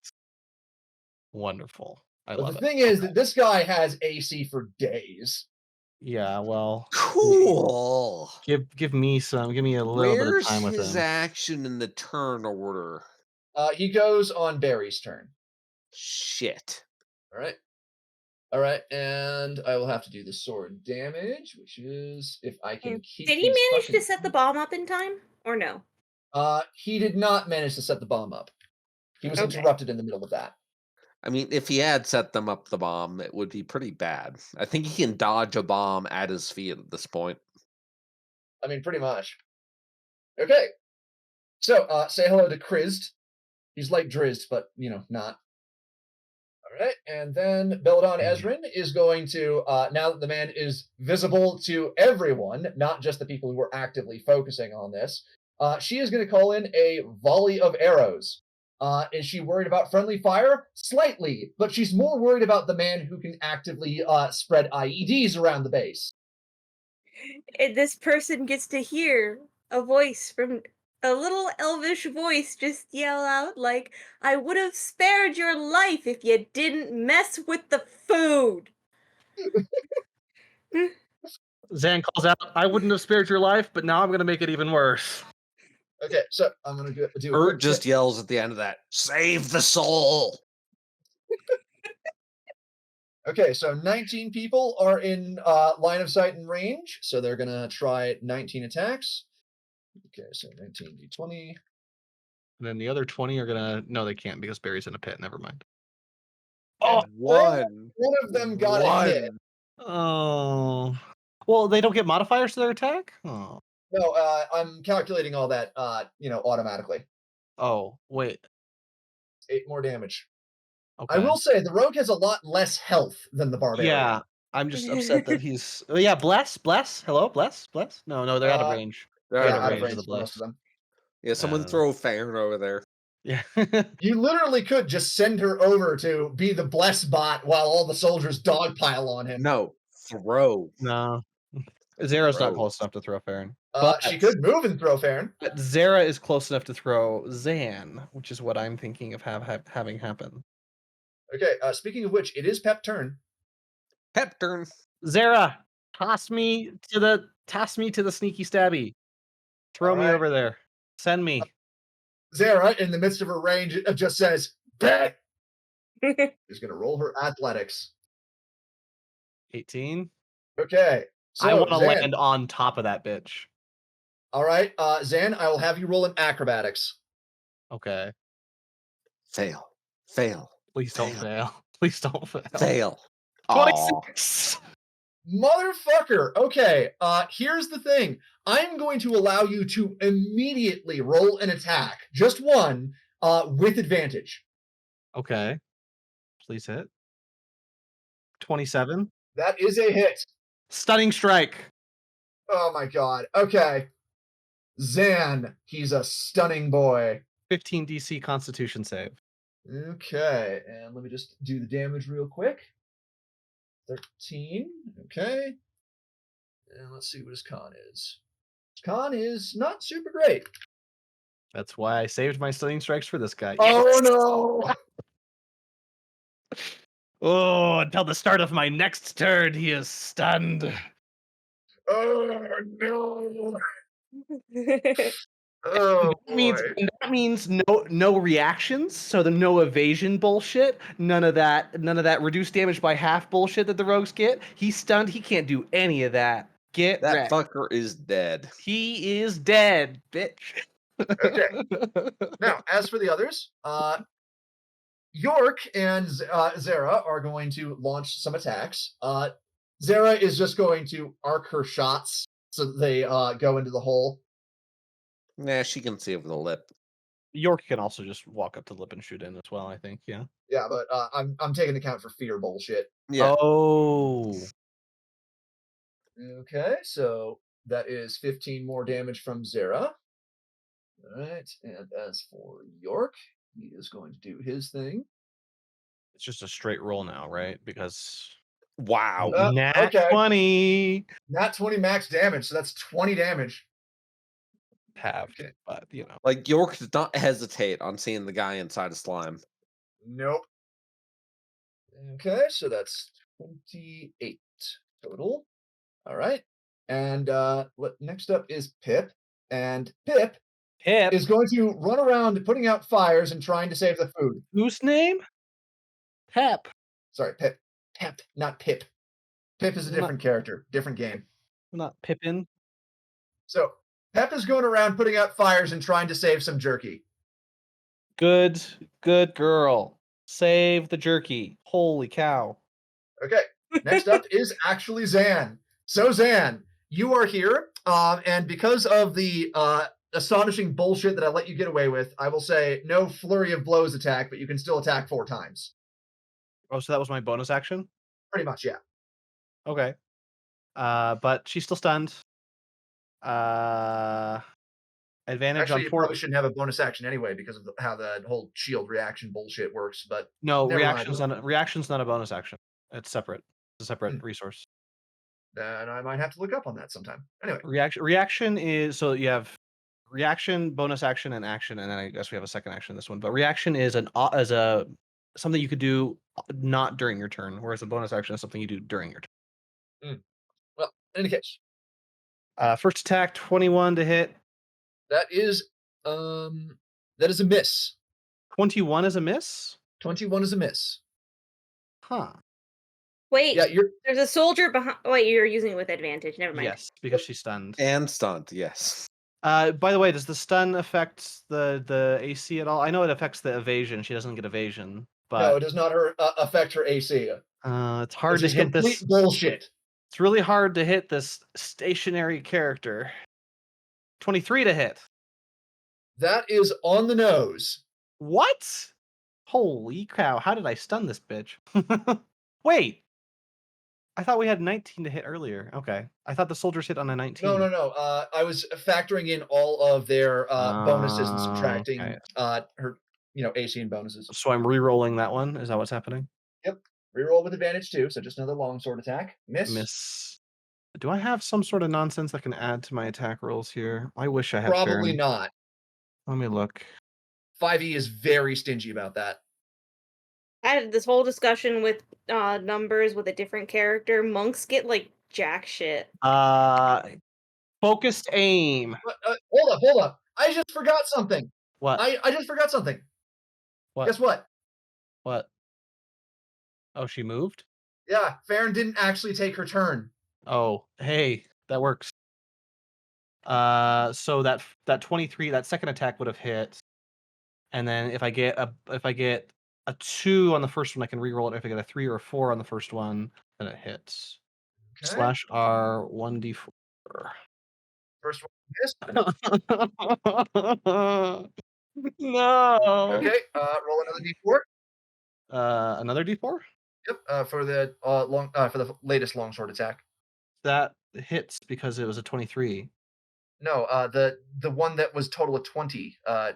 No, that was a re-roll because I was on the nose, but I didn't have to re-roll apologies that. then. Then yes, that is in fact 12 slashing damage. Good for you. Okay. Okay. Sorry, I get a little bit confused with all these bullshits. And I get 2 more attacks, and I actually do have something that can increase my attack roll. Maybe if depending on, we'll see. Let's roll this really quick and see what happens. Okay. 17. Let me roll my d4. See what I need. /R 1d4. That's not how you type, Zach. Okay, that's a 21. It's still a miss. I'm going to spend 2 key points to increase that by another 4 using my class ability Focused Aim. When you miss with an attack roll, you can spend 1 to 3 key points to increase your attack roll by 2 for each key point you spend, potentially turning the miss into a hit. I'm spending 2 key points to increase it by 4, so that is a 25 to hit. Okay, and then so you do 7 damage. Okay, and that's 2 key points down, so I have 4 remaining. At least you're actually using your key points. Yes. Some people don't. I was saving them for stunning, but the barbarian was, I'm not going to hit with that. Holy cow. That's never hitting ever, even if I use key points. All right, my last one missed. Yep, okay, and so that is Zan's turn over. Roger. Look, I know it's been a longsword this whole time, but I'm just imagining the rogue running around with Zan's feet grabbing his face. I mean, my feet do the same amount of damage as my longsword at this point. So they could have actually just been my feet. Yep, it's your feet this whole time then. He's just like, one of those guys that's been attacked by a magpie. All right. So now it is time for Barry. Barry and the rogue. The rogue is stunned and cannot do jack shit. That's good. So as for Barry, you hear a strange noise, and it sounds like there's a little bit of squelching from Wasty, which, by the way, poison damage or acid damage. Yep. Oh, that's pretty weak. Well, hey, they can't all be winners. Yeah. Blum blum. Does he dissolve with 8 damage and die horribly? No. Never to be heard of again. Nah, he's a basic bitch, which means he resists acid. What happens instead is he makes an athletics check, specifically 1 to jump. Can he jump inside of a slime? So please imagine there is what sounds like a cannon blast as Wasty is slammed downwards against the bottom of the pit, and Barry rockets upwards and just barely clears the bottom of the pit and lands right here next to Ert. Oh, that's right. He had a really good jump. And Barry looks down to Ert and says, "Hi." That was one action. Ert points up at him in response, and as his free action says, "Ah, fuck your mom." Barry says, "I had 2 dads." "Ah, fuck your dad." I mean, you had to have a mom because that's how birthing works, but The point is, Ert just points straight up at Barry and says, "I'ma kill you." Okay. And he is going to absolutely beat the shit out of Ert. Oh, fuck. He's going to roll 3 attacks against Ert. 3, even though you used an action? Yep. It's just all the bullshit with rage Barbarian and things, man. Yep. Oh, jeez. 16 versus AC, 29 versus AC, and 15 versus AC. Quick So question. Why is the snake there? Snake? I don't actually know.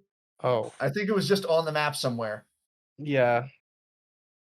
That was the pets that Ert put around the last session. Look, be safe, Snakey. What's your AC, Ert? Please tell me it's 16 at least. This is taking a long time. Yeah, why are you taking so long in order to tell us your AC, Ert? It's hard. 17. Oh, he misses twice. That's so lucky. Okay. And so he bops Ert on the head for 29 damage, and Ert must make a strength saving throw. That I can do. Quick question: is Barry wearing or holding on to a lot of metal? He's got an axe. That's about it. Damn. Okay. You had to say you could do a strength saving. You had to say it. So, Ert, you are now knocked prone. Cool. Is Hey, at Barry least- done yet? That is the end of Barry's turn. It is now Terry time. My ass thanks you. Terry, save me. Should I use the shenanigan cube on him? If there's anything that does anything other than a Constitution or a Strength check in that shenanigan cube, I'd say go for it. Let me see. I have to actually pull it up. Meanwhile, Wasty, just at the bottom of the pit, is just like, I was promised food. Yeah, but you fucked it up. So whose fault is that? There's a depending on what I roll in a 1d4, there's a wisdom saving throw, a dexterity saving throw, a wisdom, and then just difficult terrain in general. I heard wisdom twice. Hit it. Yeah, sounds good. It's a 50-50. All right. I imagine he has at least decent dex, but wisdom. So let's see. Roll my d4. And we get each creature in the cube must succeed a wisdom saving throw or begin giggling until the start of your next turn. A giggling creature is incapacitated and uses all its movement to move in a random direction. Ha ha ha. Okay. Aha. So I'm just saying that the cube is right there. I'm gonna laugh my head off if Barry starts giggling his ass off. You roll to figure out which direction he goes into, and he falls back into the pit. Down the hole. Please. I want that to happen Please. so bad. Okay, let's see this. Come on. Oh, he saved. Just barely. It's like he's a +4 to his wisdom? Unless- He gets a +4 to wisdom? Yeah, he's pretty optimized. How do a barbarian with +4? Wait, That's wait, I heard crazy. it wrong. You let Terry? me use. You let me use one of my bardic inspirations before, so how about again? Oh. Let's fucking do it. It was a d6. Let's roll it. Yes. And there we go. He is giggling, and he rolls a 1d8 for the direction that he moves while giggling. 1 moment. That would be at the start of his turn, by the way, that he would go that direction. But Okay. Giggling creature is incapacitated and uses all of its movement to move in a random direction. Okay, so at the start of his next turn, but let's see what direction. If he rolls a 1 or an 8, if he rolled a 3, he's going to just go to the go right towards Okay. Arnold and whatnot. okay. But he will. It's going to be his entire movement speed. Yeah. So, He's gonna cut through the tents. pretty much. Oh no. It's okay. So, Terry has managed to do a disable. Ert, you have been knocked to the ground. Okay, so he's laughing. What does laughing mean in this? Okay. He's just incapacitated. Yeah, so we can still attack him, right? Does It he won't- auto fail saves? Let me see. Incapacitated. One moment. Incapacitated. Can't take actions or reactions. It does not say anything about saving throws or armor class. Okay, so he's still as hard to move as ever. Yes. We could line up the soldiers around him and get a bajillion attacks of opportunity as he walks away. I don't think Ert has a way to do that, though. You just tell the soldiers to move. At the very least, Ert can stand up and get a weapon ready so that he gets an attack of opportunity as Barry walks away. At the very least. And also, the guy is not hard to hit. Ert can just literally just smack him. That too. Okay, instead of doing anything smart, Ert is going to stand up and yell, "Get him!" At who? The soldiers. At I guess. everyone. Zara, York, Terry, Toad, Arnold. He's not going to use any action though. Black guy, white guy, black guy. Get him. Black guy, white guy, black guy. Yeah. Dr. Seuss, eat your heart out. Okay, you know what? I'm gonna roll something special. Just one mo. The Shaggy roll. Yeah, exactly. 1d22. It's racist meter. Racist meter. Okay? And so, as Ert yells, get him, Wasty emerges from the pit. Oh God, I have regrets. And Wasty is now going to get a turn. Oh boy. That is a hit, and That means he's inside the slime now, right? If the slime gets a hit, doesn't that engulf? there's going to be a free grapple check at the end of this. Okay. One moment. Okay, so 66 acid damage.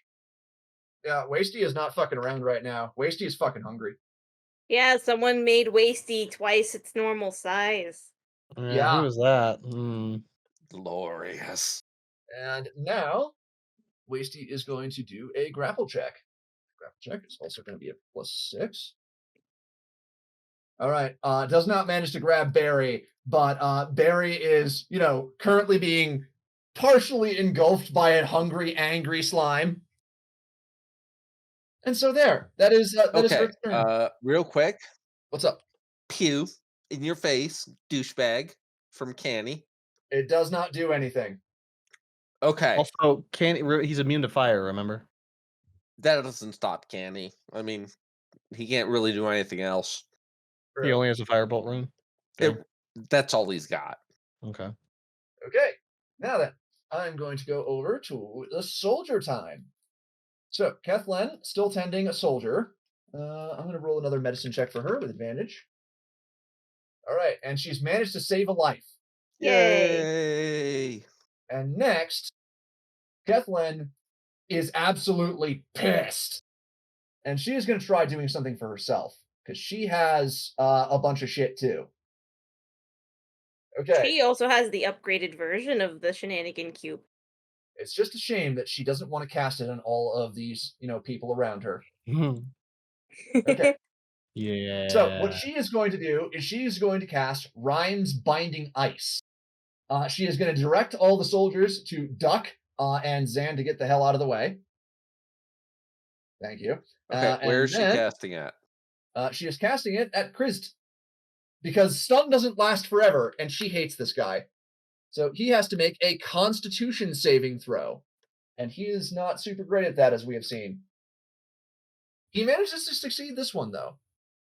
Let me just double check the rules of the spell. Actually, I just have a spell card. I can just fucking...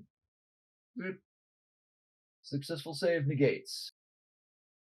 Negates effects, negates damage, or both? Looks like it negates both. On a successful save, a creature takes half as much damage and isn't Oh. hindered by the ice. It says at the bottom Half there. as much. Okay. Then I got that wrong. So... And you because still he's take- stunned, he cannot can't take make his a special dexterity rogue saving- shit. Yeah. Oh, it's not a dex save though; it's a con save. Yeah, it's a con save. But he doesn't get the evasion, so yeah, you're right. If it was a Automatic fail dex save, strike he'd plus automatic 2. fail. Yeah. Okay. It's a shame So, it's not a dex save. he does still take 8 damage. Did he roll a con save? Yes, you did. You rolled 21. Oh, that's the 21 up there. Okay, I missed that. Yeah. Sorry. Okay. So, as for the rest of the soldiers are dogpiling this motherfucker. Let's roll Beat him through. up. Hit him with a stick. Zan's just yelling the whole time. Get up! Get up! Get up! Smack him in the face. Okay, great. 18. Okay, 4 hits. One's a nat 20. Oh yeah, thank you. That's the guy who kicked him in the nuts. It's true. Everyone else trying to stab, he just goes for the kick. 39 damage to this motherfucker. He is starting to look bad. Again, significantly less HP than his friend. Mm. I think I think that both are kind of realizing that they're gonna die. Oh, yes, they are. All right, and 32 people are launching arrows at the barbarian. Good. Okay, and I'm just gonna roll straight the damage. Oh, is he dead yet? He is at a very low amount of health. I'll tell you that much. Zara, York, Arnold, finish him. Zara just takes a knee and starts lining up shots directly on his nuts. End him. Let's see if she gets a nat 20. Tina is gonna get so big off of the soul. I know, right? Terry is hoping no one actually goes for the heads because he wants Toad to eat well tonight too. Okay, that's 1 attack and 2 attacks. Ooh. Oh my god, and she just pushed him over the edge. He's actually downed. Arnold, kill him. Arnold steps in after doing some first aid and actually does go and fucking carve out his fucking throat with his teeth. Good job, Arnold. Urch is looking at us like fucking brutal. He's a were-raptor. He's got to eat, man. Yeah, it's true. Meanwhile, over here we have, oh god, I just remembered. For all those motherfuckers who had to roll those d20s in order to hit the rogue, they all have bless. Right. So I'm gonna say that this that's one more hit. So 1d8 plus 4. I'm just arbitrarily saying that's one more hit. Just trust me.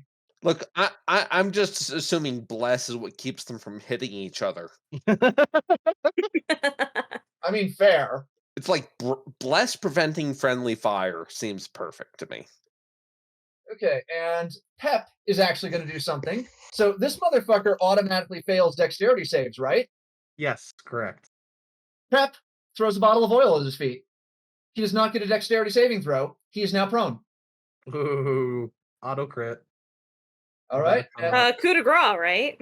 Not coup de grace. I don't think that's the thing in this system unless you're actively dying. But Pep is then going to fire her crossbow. She does, of course, get advantage.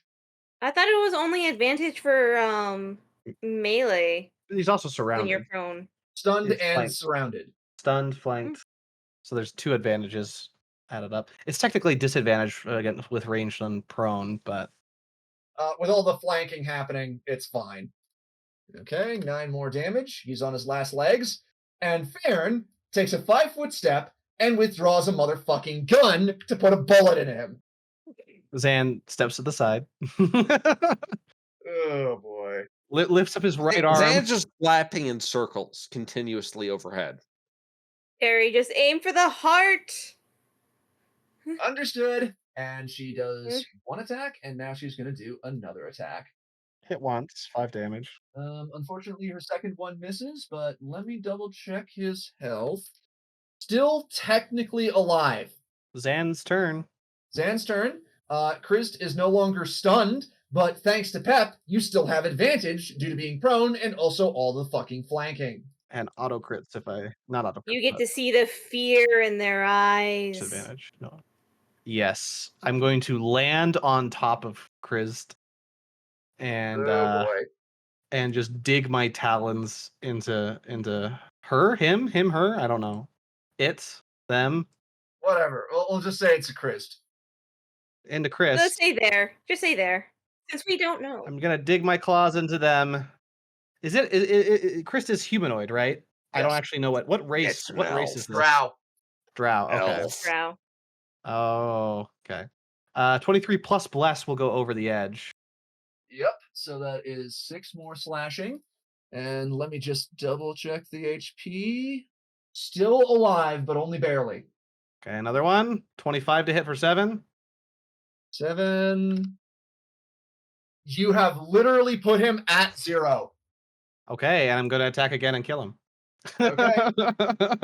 No attack roll necessary. Just, I imagine that, like, in the middle of all your stabbing and whatnot, Farron just hands you the fucking gun. It's my claws. So my claws are digging into my feet, and then my sword in my right hand, and the pistol now in my left hand. We're just going at it. At the end of it, he is Swiss cheese. I kept the head in good shape just for Terry.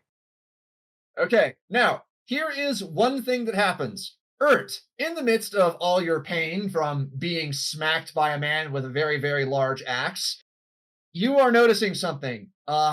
Katie is not close by enough to have absorbed these souls, but that's okay, because you have another crystal. You have Tina. I have Tina. Tina Turner.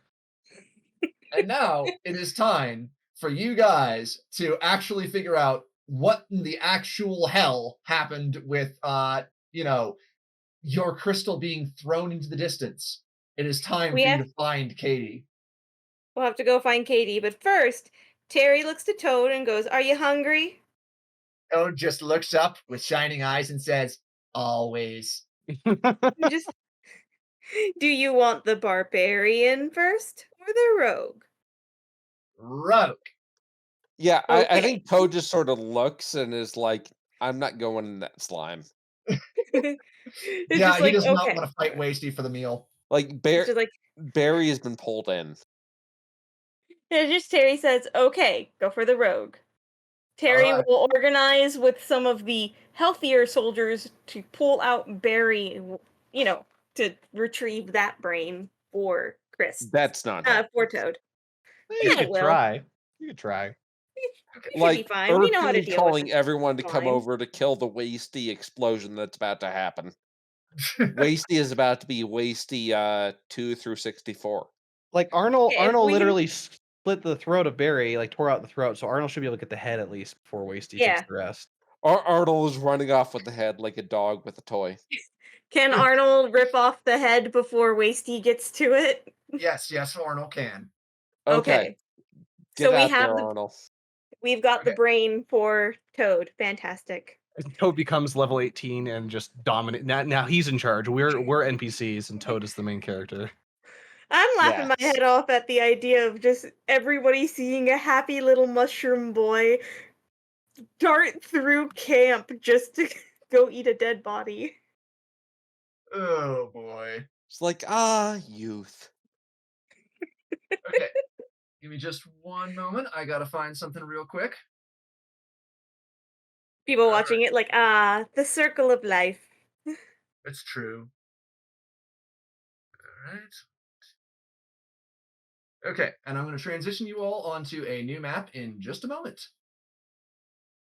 I'm imagining how much of a problem it is that Wasty has that much energy now. It is a significant problem, and it is one that is going to distract Ert for quite a while. It's like Well, at least multi-day Terry- long having the whole army shooting at slimes here. Yeah, I was gonna say, at least it's gonna help power Katie. Okay. If she were here. Don't worry, you have Tina right now. You can just transfer the energy. Is running around after York with Tina. You're the right size. All right, so and just, You try to put that on York and you're going to be in so much trouble. Just picks him up casually, turns him around, Right. faces him towards Toad. and this is what happens if you piss me off. I get turned around. You spin me right round, baby. So now we gotta go find Katie. And No, like seriously, where's Katie? new map. Waffle. Not my sunglasses. I already lost my weasel hat. Oh boy. Don't worry, they're there in spirit. Yeah, I know. Okay. Ert just They runs find- straight forward. Katie, you're safe. Meanwhile, Waffle says, he's currently holding Lung Thunk off the ground. Lung Thunk is swinging around wildly with his battering ham and not connecting with anything. Waffle's just like, hello, not expecting to see you. Terry just, oh, Have you guys Waffles. been fighting each other for over 100 rounds now? Waffle shrugs and says, kinda. It's just 200 like rounds? What's a round? Yeah, what's Waffle. around? Terry interrupts. It's just Waffles. I want to introduce you to Lung Thunk. Lung Thunk Waffles is nice. Lung Thunk looks over to Terry and says, he is? Yes. Waffles, please put Lung Thunk down. Waffle then gingerly sets Lung Thunk down. Lung Thunk immediately takes the opportunity to spin around and bonk Waffle firmly on the nose with the battering ham. Ert just yells at him, no! Bad. Lung Thunk Now says, hold sorry. still, you. Waffle's just Terry Ert? No. Ert's just looking at Terry like, what, do you want him? It just I mean, he is a Terry Pokemon just trainer. it's like we're not going to put another crystal on the back of another large thing, okay? But why? Because Waffles is probably much better for other things. Hey, Waffle, what are you doing right now? Waffle says, waiting for friends, co-workers, yeah, them. The two of them, the big barbarian guy and also the sneaky one. Ert just looks at Terry. Terry just, yeah, they died. Painfully. Waffle blink blink. Oh, okay. Does that mean I'm not going to get fed for this? Terry just goes, well, we have food. Would you like to join us? What kind of food? You get the impression that this is like a dog asking, is this edible? When you damn well know he's going to try to eat it anyway. Ert is going to throw a 50 charge turkey leg rune into Waffle's mouth. Get him, boy. Have a waffle snack. Oh my god. Terry just Have goes, him roll a "Before con you save, bite-" please. No, Terry goes, before you bite down, take it out of your mouth and just press the middle of it. Okay. You're ruining my fun. Yes, I Waffle- am going to ruin your fun. Waffle takes the rune out, presses it, and summons a turkey leg. Oh my goodness! You can do that? You have DoorDash? Zan looks over to Waffle, looks over to Terry, and says, I think that's copyrighted. No, it's called Gnome Dash. Gnome The Dash. whole time, Ert is just holding the crystal over his head with both hands. You're ready to stab him. So, no, you're not stabbing Waffle. I want to stab Waffle. You just, yeah, Waffle, if you come join us, you can have all the turkey leg you want. We even have some dragon. And I got you a new pet. No, Her Ert. name is Tina. No, Ert. Ert hands him to Waffle. You'll be great friends. Ert, no. Take that back, Ert. I'm actually okay with Waffle carrying the crystal. You take that back. Waffle is just looking from Ert to Terry and Terry to Ert and just says, so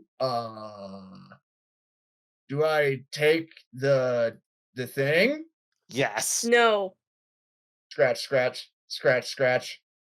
So Terry looks to Zan and goes, Waffle would be much better as camp security than another crystal lugger. Ert just Waffle- looks up and goes, where we park the turtle? Oh, the turtle, all right. Wait, where did He we runs park and the grabs turtle? the crystal. Yeah, the turtle has just been chilling out at the edge of the camp, just like eating grass all this time. Ert just grabs the crystal I and mean, he it leaves. is kind of an indestructible turtle. He's done. He's out of here. You know what? If you want the turtle to carry it, just make sure it's outside the shell. You're too late. I'm sorry. Okay, Waffle. You Welcome have to your new saved the job. waffle, but you have sacrificed the turtle. Oh, I don't know boy. that the turtle's gonna die, but Well, no, he's just going to be awesome and crystally, duh. So, Waffle the is Here's shell just it. becomes the crystal. Look, the turtle is going to end up like Lung Thunk, just carrying around a giant crystal, which means Terry is going to chase after Ert, saying that's like, you need to construct a holder for it first. so Terry and Ert run off the scene, leaving Waffle alone with Zan. And And Lung Lung Thunk. Thunk. Zan just kind of sighs, says, Lung Thunk, you go follow Ert. Okay. Lungthunk And begins trudging off. Zan walks up to Waffle and says, Hey, Waffle, you want a job? I mean, I am unemployed. Okay. How are you at hitting things with that stick? I'm okay at it. I mean, I wasn't that other guy, Mr. Barry. You think you're a little better than him, a little worse than him? Worse. Sorry. How much worse? Well, when he hit things with stick, tree would always fall over. When I hit things with stick, and he walks over to a tree and he absolutely smashes it, and it just like visibly cracks down the middle and like tilts over. And Waffle says, "See, it not fall over." Zan nods knowingly, flaps his wings a little bit, and says, Waffle, I think you're great. You should come work with us. I should. Yeah, you should. We'll feed you. We'll Yep, give you and more we'll turkey. explain what an axe is. Yeah, we'll give you a sharp stick. We'll give you Barry's stick. Very stick. Literally, we're going to give him the axe of a level 17 Level barbarian. 18. Yeah, we're gonna literally give him a level 18 barbarian axe. It's like, we didn't identify it. We don't know what identify is. Oh my god. Yeah, we'll give you Barry's stick, his tree cutting stick.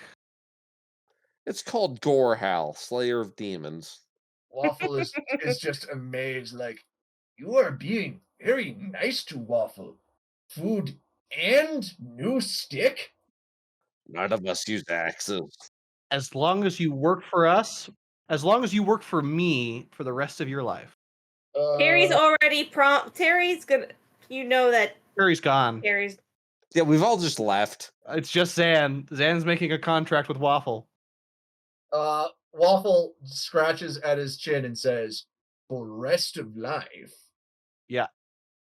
So if someone offered me more food and better stick than this, Then I'd take the stick back and I'd take all the food that you've ever eaten back and you die from hunger. Zan, roll me an intimidate. I don't have an I thought it was a deception. Yeah, it would have been a deception check. Deception or intimidate? It would have been I'm not trying to intimidate. I'm trying to confuse the poor little troll man. You can do that? My deception and intimidation are both horrifically bad at -1 each, but he's also a silly little troll, so I got a natural 20. I got a nat 20. Waffle's eyes go huge and he The says, bird is just perched on Waffle's head. His talons are going into his scalp. oh, wow, not want that. Wow, okay. Then I definitely work for you for rest of my life. Great. That sounds wonderful, Waffle. You and I are gonna get along great. Those other two, they're Ert and Terry. You've met them before. You can listen to them, but I'm in charge. Okay, you are the one who can unfood people. Yes, exactly. And Waffle marches off into the sunset as Terry, Ert, and Lungthunk all return to base as well. And with that, I'm going to swap us out to the world map for just a moment. Zan I cannot finally has a wait. Pokemon. I cannot wait for the day that your Pokemon realizes that you actually cannot unfood things. Does he have a high enough intelligence to ever realize that? I feel like there's going to be lots of moments where your authority is challenged, and he's gonna be there to witness them all. We'll see. I don't think he has a high enough intelligence for this to be a problem, but we'll see. Yeah. Okay, so one moment. He may nat 20 one day.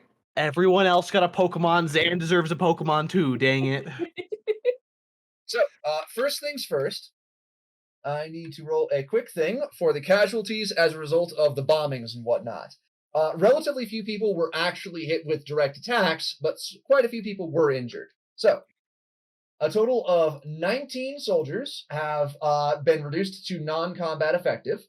Were there any crits? There was exactly one guy who got crit by the one attack, but And Kethlin he got saved his saved by life. Kethlin, yeah. Oh yeah, we saved the crit guy. Yeah. So Kethlin saved his life. That particular guy is going to be on bed rest for a while, but that's okay. Aside from that, we also have some runic energy expenditures because Urt did burn out a rune, and Zan used the shield rune. So that's at least two. And then there was what? The throwing because of the hovering bullshit didn't actually cause any damage to Lungthunk or Katie. So with that, we then have to factor in what happens when all of this bullshit gets combined with you absorbing the energy of two very high level characters.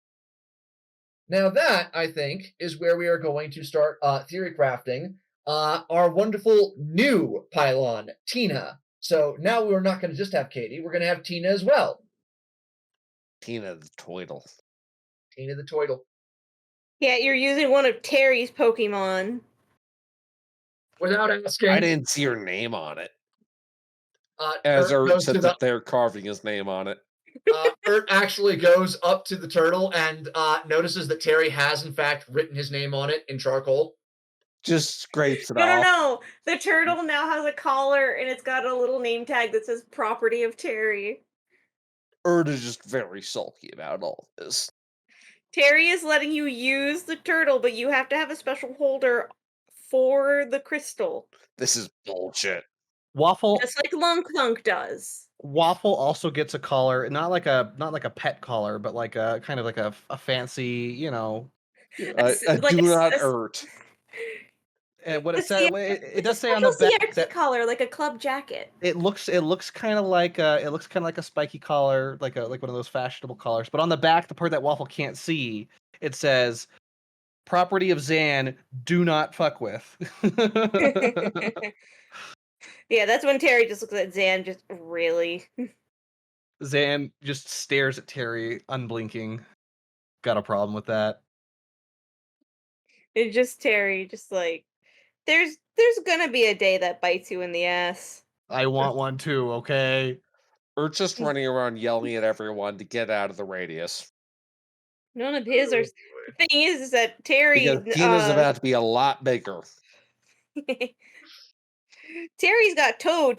He's raising Toad like a son. You're using him like a pet. Zan doesn't have a very good concept of family relationships. To him, these things are equivalent. Yeah, Alrighty, Terry nerds. can tell that you've never had a good relationship with your parents. So, we will discuss more Tina things in the future. I am going to have to figure out a mechanic for that and some interesting things that we can do. And we are going to have to start actually using your soldiers for their intended purpose to send them out on squads to accomplish side quests. Oh, that's right. Terry should contact AP and let them know. It's like, hey, so those two that we panicked over, They're dead. we dealt with them. They're done. It turned out we had an army. To be fair, though, the army wasn't nearly as effective against those guys as it was as you yourselves were. I hope you don't mind. The mushroom got a hold of their brains. And the response from AP is that as long as the mushroom doesn't start acting like them, that is fine. In fact, they are going to send you some money because with that misbehavior, they officially had a bad enough record to be, bounty worthy. I'm just Ooh. imagining that Urt is just studiously not mentioning that Tina screams at everyone. So we actually did end up on a bounty hunt. I mean, yeah, they started picking fights with people for completely unjustified reasons. Yeah, with that bit of misbehavior, they tipped over the line from "we're watching you" to "we will actively pay people to kill you." Cool. How much did we get? Oh, good. Ert asked them to draw that line on the ground for him so he can keep an eye on it. That Oh, boy. feels necessary. All right, you nerds. They are going to send you over 4,000 gold for the bounty for them. Unfortunately, it wasn't as high as some other people because up until this point it had just been misbehavior, but you still get paid, which means Oh, that your we'll have to military add budget. that to the party funds. Do, Yep. do our dragon bone weapons and dragon leather armor come in at the same time? Yes, I will say yes. That's right. I need to upgrade Terry's Or his armor. sheet Yeah. for the dragon armor. Yeah, and Ert refused to wear it. Is that right? It's not made of metal. Okay. Oh dear. Well, Zan in gets any a case, sword, and then there's one set of armor that we got to put on someone. I think was it Toad? I don't remember. Somebody gets something. Let's put it on Toad. oh my god. Oh god, yes, Toad's the gonna be the big dragon bad. I'm just scale saying, armored mushroom minion. with 2 level 18 brains in him, he's gonna become the big bad. Terry's gonna have to put Numbers down is his gonna son at the very end. Yeah, whatever the Empire dwarves are Numbers. You're doing, gonna have to talk to me later about what little Toad is getting from all these brains because we also have not. Have we added in? I think we've added in the dragon right now to his sheet. Yeah, we're gonna have to be more specific about that. That was actually the reason why I put it in the voting, why you could vote for developing some of the NPC characters. Okay, so with that, we are going to end off on session 14 with everyone in the squad, in the regiment, still somehow alive despite everything that I did. I seriously thought that I was going to kill at least a couple of them. But to be fair, they did a lot of damage to your base, and they killed your food stores. Oh, the jerky. Did Gone. all of the jerky get destroyed? Like all of it? you could No. have spent an action to save it. However, there is no longer enough for both you and the soldiers. Okay, it's just for Terry us. is going. It's just for us Ter- then. Soldiers don't get any. Terry's gonna look to Zan and go, "There's one thing they haven't destroyed, and it still has to be shipped back to us. Remember, the dragon jerky." Oh, right. Good. Okay. Pocket jerky. We're gonna have pocket dragon jerky. Got it. Also, the CRT keeps their food separate from the rest of the camp, so it doesn't get stolen by soldiers. So the CRT Yes, still has their yes. stuff. Okay. We'll make sure Okay. you have your share of dragon jerky. Yes. We're doing good. Okay. And Bubbles wanders back in with, boatloads of nourishing gruel from the lonely locals.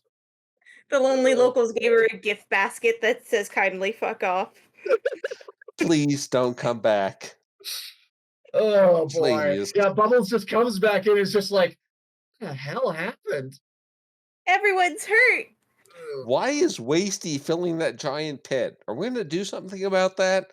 I feel like we should do something about that. Yeah, I feel like the reducing wasty down is also going to give us enough runic energy to keep moving. Yes, that will factor in. But anyway, point is that you guys, for the moment, you are down some manpower and you are down some energy. But I will work with you guys on Tina and her new sheet, and all the ways that that's going to be.